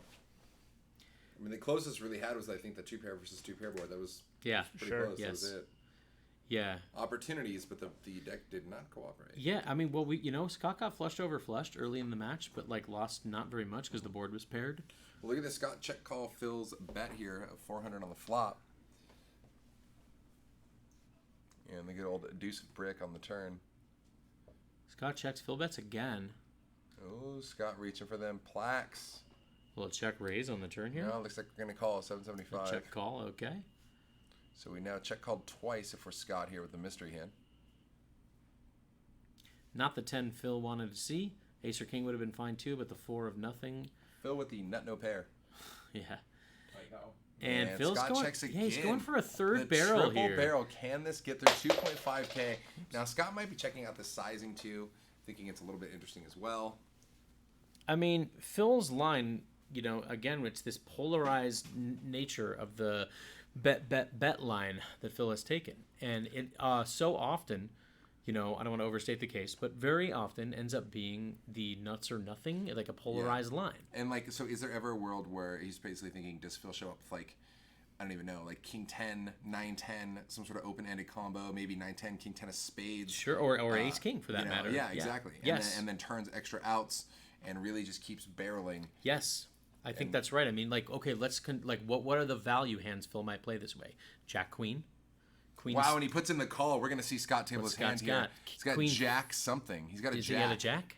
He's got a Jack. I thought I saw a Queen, but you might be right. In any case, either one of them is good enough to win. Yeah, So either way. I mean, it looked like he had one face card and then one card that just unblocked off Yeah, the straight draw. yeah, It's like paint low. like a low card. That's a good call. I mean, if Phil has offsuit ace king, Queen 9. It did show Queen 9, wow, I guess. okay, so he Queen did, 9. Yeah. So he removed a couple of straight draws, but even still, if Phil has all the offsuit 10-9, all the offsuit ace king, all the offsuit king 9, which I think King 9, King 10. I think one of those one of those full combos we can just eliminate. But even so, I think that's a pretty good call by Scott. Great call indeed. He had the top pair. He called them all 3 streets, and that is a huge changing of the guard here, as Scott does spring himself into the huge chip lead here. Wow, look at that turn for Phil. Now he wakes up with a diamond draw as well. Meanwhile, Scott with the nut blocker diamond. Yeah, he's got the pretend nut flush draw, and ace high still might be the best hand, but Phil gets Scott off it. He does fold.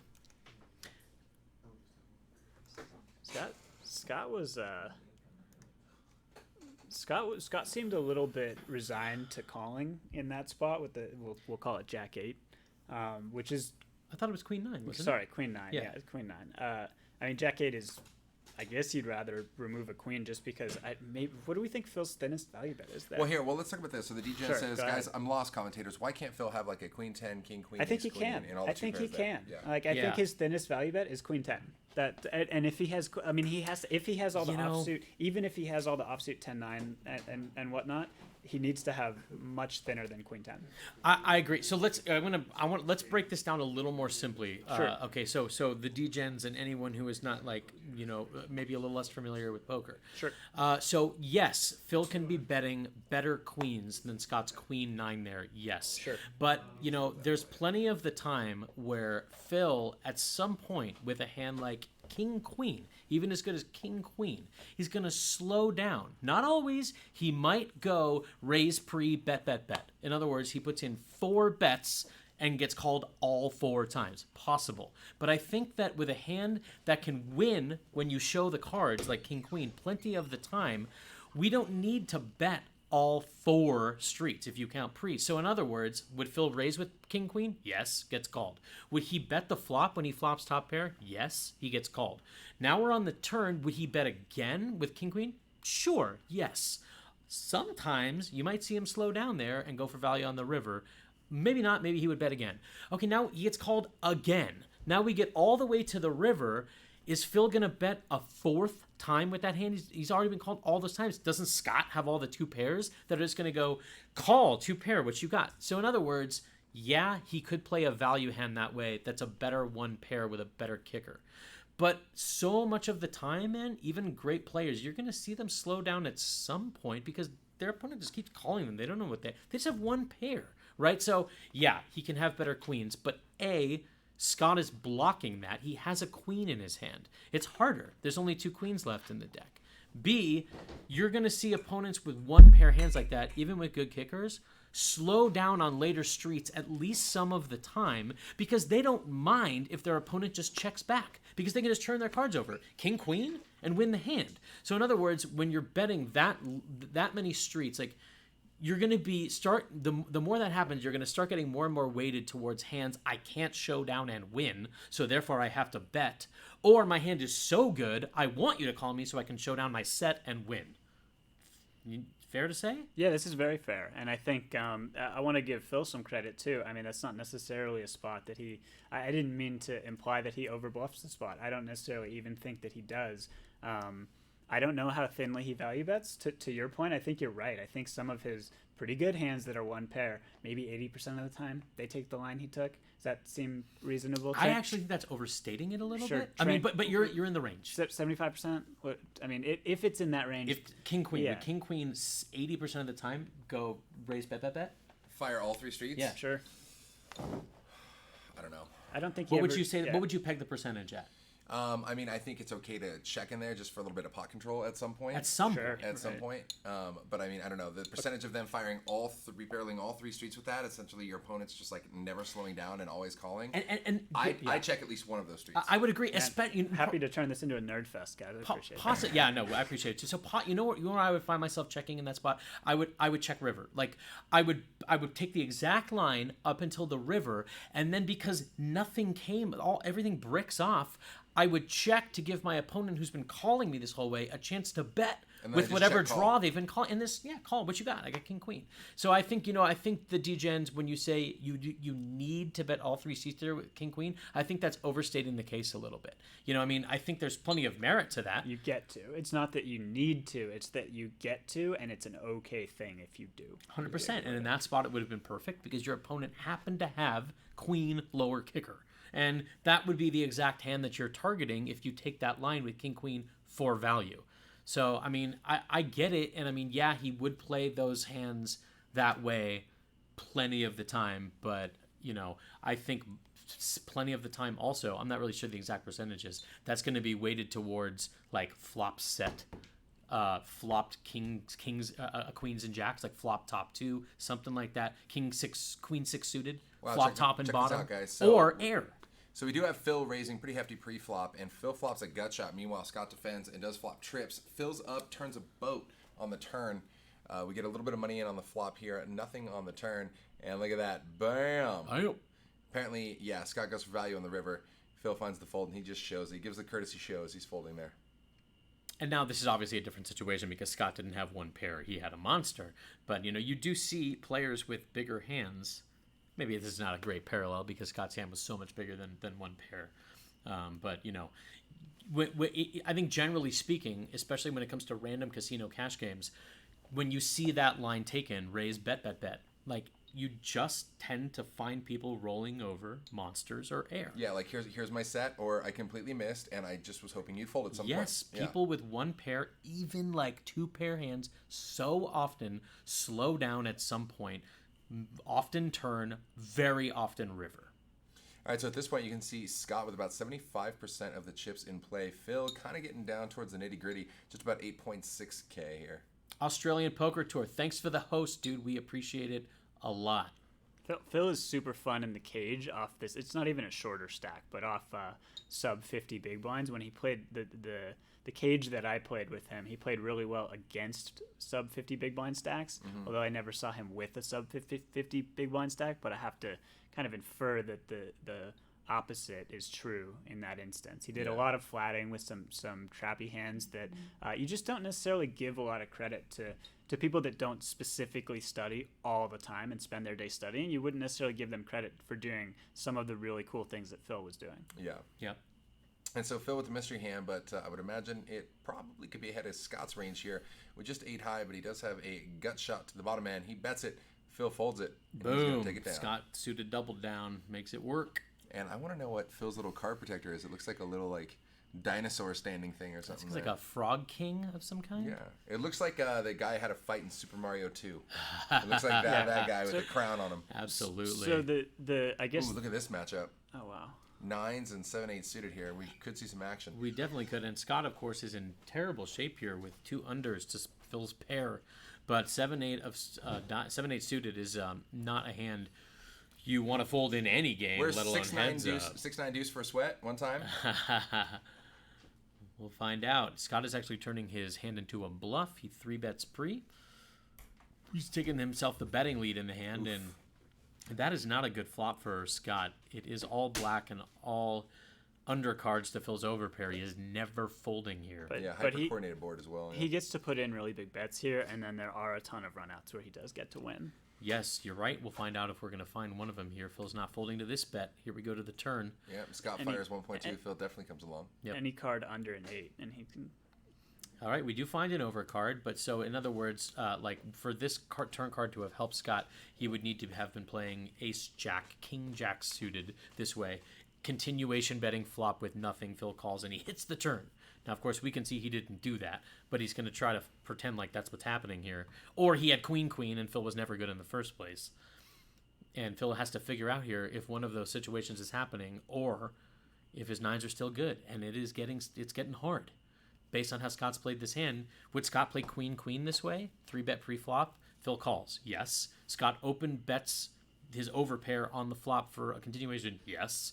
And now on the turn, his queens are still good. He bets again. It makes sense. And you can see, I mean, looking at Phil's body language here, it looks like He he's hates going to it. pitch it. 100%. Like most people don't cross the arms and then Look at the henceforth call. You're right, and look at the look on his face. He's like forlorn, and you're right. And look at this, he gets it done. And that's a good bet by Scott. Great Like, bet. that's a good bet by Scott. Not only kind of understanding like the situation, it's like Phil's very capable of some pretty big folds, and they've played together before. That might even go back to the last cage, that read. Additionally, I think Scott thinks that he's just going to pick up so much, maybe physically on the turn, and he's just going to always shut down. With the hand, by the way, the jack is not necessarily that bad of a card for him because most of the jack For who? decks- For Scott or for Scott, because okay. most of the Jack 10 type stuff would have hit the muck for Phil on the flop, but hands like Ace Queen, Ace King, or I should say Ace Queen, and a lot of his Ace High hands that don't necessarily contain a Jack, those continue flop and then can now fold turn. But Ace Jack is one of the least frequent continues of those Ace Sure. High So in holdings. other words, like would Phil have called something like Ace Jack to a pre-flop 3-bet? Yes, but then when he completely misses, would he have flopped a wheel draw there with Ace Jack? He would have, all his ace X would have flopped a wheel draw. So Yeah. he has infinite ace X in Yeah, his yeah, range yeah. because everything flops a wheel draw. Right. Given that Scott somehow doesn't have a wheel draw and has essentially the nut low, Right. he does get to. I think he gets to go for it there. And like blocking 8s and 7s is kind of cool because Phil is technically not supposed to fold those hands ever, and he's not going to just rip them in pre. They're not quite strong enough, so it's Sure. pretty reasonable removal. It is, and you guys can see, heads up especially, but in general, the power of taking the betting lead in the hand. Like, what would so many players do with a hand like 8-7 of diamonds? They call, they try to see flops, they try to make hands. Well, you would have whiffed that board completely, and just kind of gotten away on the flop. But Scott doesn't play it passively and try to make a hand. He takes control of the hand pre-flop and 3-bets. Now, if Phil was to come back over the top with his 9s, would Scott have gotten away? Yeah, but Phil did not opt to do that. Totally reasonable. But now here we are on the flop. Scott has the betting lead, and he turns that pot where he has the nut low into a win because he decides to play it aggressively as if he had a hand like Queen Queen. And what's savage about the hand too is that so Phil folds a hand he's technically not supposed to fold, but against most people, he's actually making a fine fold. Against most people, it happens to be the case that I think that Phil is now calibrating just a little bit tighter onto what Scott's all about in terms of his heads-up acumen. And there's some spots where at minimum in Scott's head, I don't know if there's kind of like language. I don't know what kind of language we can use on this broadcast, but at minimum, there's some spots where Scott has on the turn said like, all right, like that's a good-ish card for my range. And in a spot where good regulars will bet a quarter of the time, Scott's doing the like eat shit and bets 75% of the time. Yeah. Yeah. Inside straight draw here now for Phil on the turn. It looks like it went check on flop. Phil open checks turn. Scott still has the best hand here. 9 would have been gross. Phil Rivers a flush draw. That's it. Phil. Scott's 10 is good. Phil can put in very large bets here if he wants. He could have, but this hand has been played so passively. Scott is going to he's going for thin value on the river, but he just Phil just folds. It doesn't really seem like Phil's thing to put in like 2 and 3x pot bets in check down spots. We've not yet seen him do that, and I'm not sure. You guys have broadcasted the cage a fair bit. Have you seen him do that? Does Phil ever really overbet? So he has the low end of the betting spectrum. He has the 1/10 pot. He has that pretty well figured out, but I've yet to see him with the upper end of that spectrum. Yeah. With the Unless you guys with have the gross seen it. overbet. or Yeah, what? yeah, exactly, yeah. Not really too often, no. It's just and he has a really good succinct game. It happens to be the case that in heads up you do get a ton of spots where you get to click really large sizes in check down spots. Here, Phil had way the best of it pre, and he finds his kicker, and now everybody is pretty well sure what they're going to do in this hand. Phil's going to scoop it. Scott's going to fold. We're going to move on to the next one. You want to switch out, Missy? You want to join? Oh, that's so good. You sure? You should join. Yeah, join up. Let's. Are you want to take a break, or you want to call it, or what do you want to do? Can keep going, but it's 3 wide's probably good. Come. Yeah. I want to switch. You keep your seat. Yeah. All right, so it's Fat Train here, guys, and it's Scott here, and I'm gonna take a quick break ski. And look who's joining. I just spotted the Doritos. Nice. Spotted the Doritos hanging out. Sure? Yeah, you can. Okay, all right. We're just gonna take a break. All right, so I'm cool. gonna stick around. Let's put the grill in the middle seat. Switch out. Voila. Hey, it's Vanessa Cade. Hi, guys. Is the white t-shirt a mandatory uniform in the cage? It's gonna be. It's definitely, we're working on it here. All right, so battle of the good old here. high card nothings. Hi, friends. Oh, where are we at? Hold on. There's no camera. It's Oh. okay. Hi, friends. I was just gonna say, I forgot you guys are doing it with refuses to hug us off camera. There it is. When she got here earlier, we were like, "Hi, Vanessa." She's like, "No. Well, let's wait till later for the hugs." That's awesome. So down, getting towards the nitty gritty here, Phil with just a little shy of 6K, and Scott so far in a really dominating position here at this heads up match of destiny. Phil's on fumes, guys. His frog king. Did you see what this is in person? Is it a frog? It is a frog with a crown. Yeah. Well, Nice. it might have to relinquish its crown here shortly, unless Phil can find a comeback. Felt like Ooh, I burn. yeah, got him. Wow, the good old same hand battle. Now here going is where down. we're gonna really see who is gonna outmaneuver who. Same hand battle heads up, always a good time. Always good times. And there was such a snap fold there. I would imagine snap bet, snap fold there on the flop. So what's up, Vanessa? When did you get in? Yesterday at about 2 p.m. But I was awake for about 50 consecutive hours, so then I slept for 14 hours today.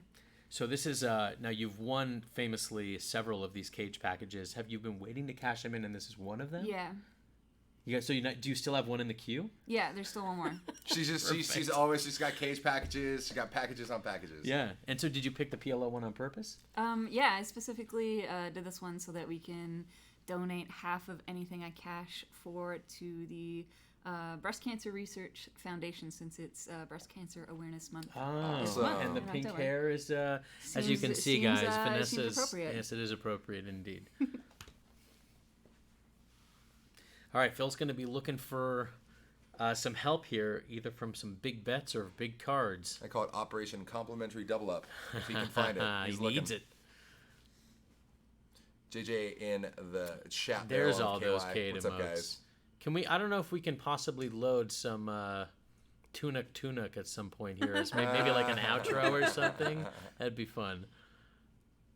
All right, so it looks like we don't have the cards at this point. There we go. So, wow, covering each other in clubs here. Scott with the best bet with Queen High. He's going to make it 300 to go. Phil's going to find the fold. There you go. That's a good spot for Phil to fold. You know, I mean, I don't know how many pots I'm really folding the old suited double down, the 7-4 clubs. Oof. I want to see a board, dude, but it was So a terrible sexy. spot. It's so sexy. So sexy. Give But- me a club or two, maybe a 5 and a 6. We can see what Yeah, happens. see where it goes. You know, see where the night takes us. But against Queen 5 of clubs. And I never saw a dirtier look shot in Train's direction by our producers. What was that Yeah, about? that happens all the time. It's a love-hate relationship. They love to hate me, so it's pretty standard. Still a pretty close aggression frequency here. Scott has just been getting the better of Phil here in recent moments.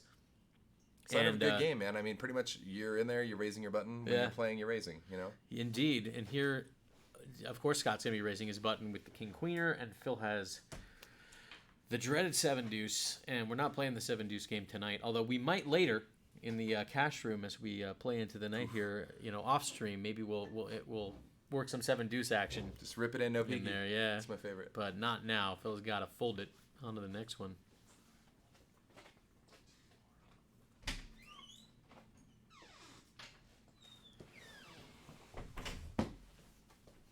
So yeah, guys, blinds are up. We've been playing 5,100 here for the last remainder of this here. After they started getting deeper and deeper in this, they upped the blinds from 2,550 to 5,100. So you were sweating some of this live up there. How was that? I'm sure the table talk was... Table talk was fantastic. Yeah. And there's another streamer named...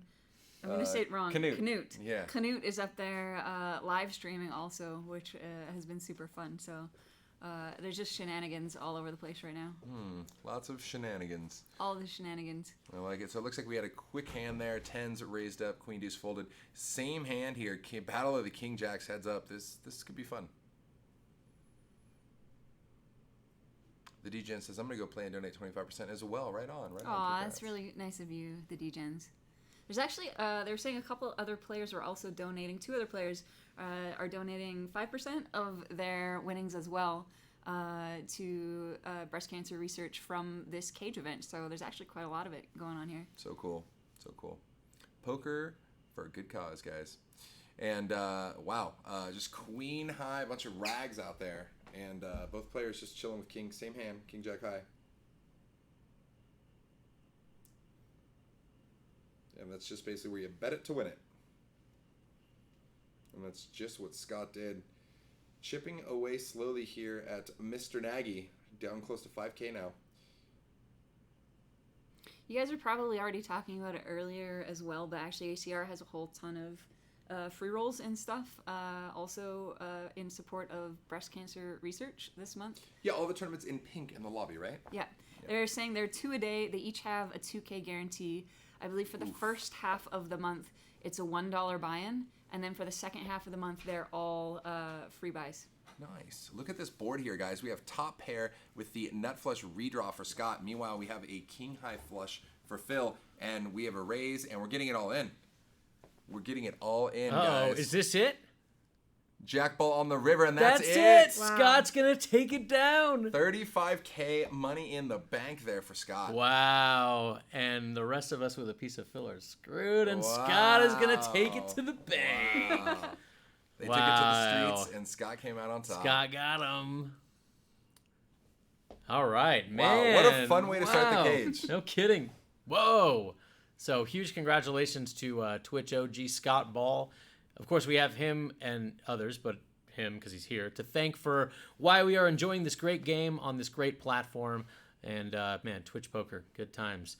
Congratulations, Scott. Now let's all go to try to take some of that money. Yes. On these. Now we'll go. Are we gonna do this? He's got no. I Omaha don't think nonsense? So. No, They're okay. not streaming because they have no way to track the game. Yeah. Oh, we of course. can't track it, Yeah, okay. So we're going to call it tonight then, right? Yeah. You guys are amazing, but definitely tune in all weekend for all sorts of giveaways and cage free rolls and all sorts of things. It's going to be a sick Pot Limit Omaha 4-card weekend of awesomeness. Hell yeah. Thanks to all you guys for hanging out with us and participating and having a good time in the chat. We'll be back in 12 hours less? Exactly. Yeah, we'll see you guys very soon. We'll see you guys at 1 p.m. Costa Rica time. Actually, 1:30 p.m. Costa Rica time tomorrow. Boom. So it's Justin Kelly, Fat Train. It's Vanessa Cade, the Legend, and it's Scott the Hop Grenade. So long, guys. You guys are Good awesome. night. See you guys soon. See you tomorrow.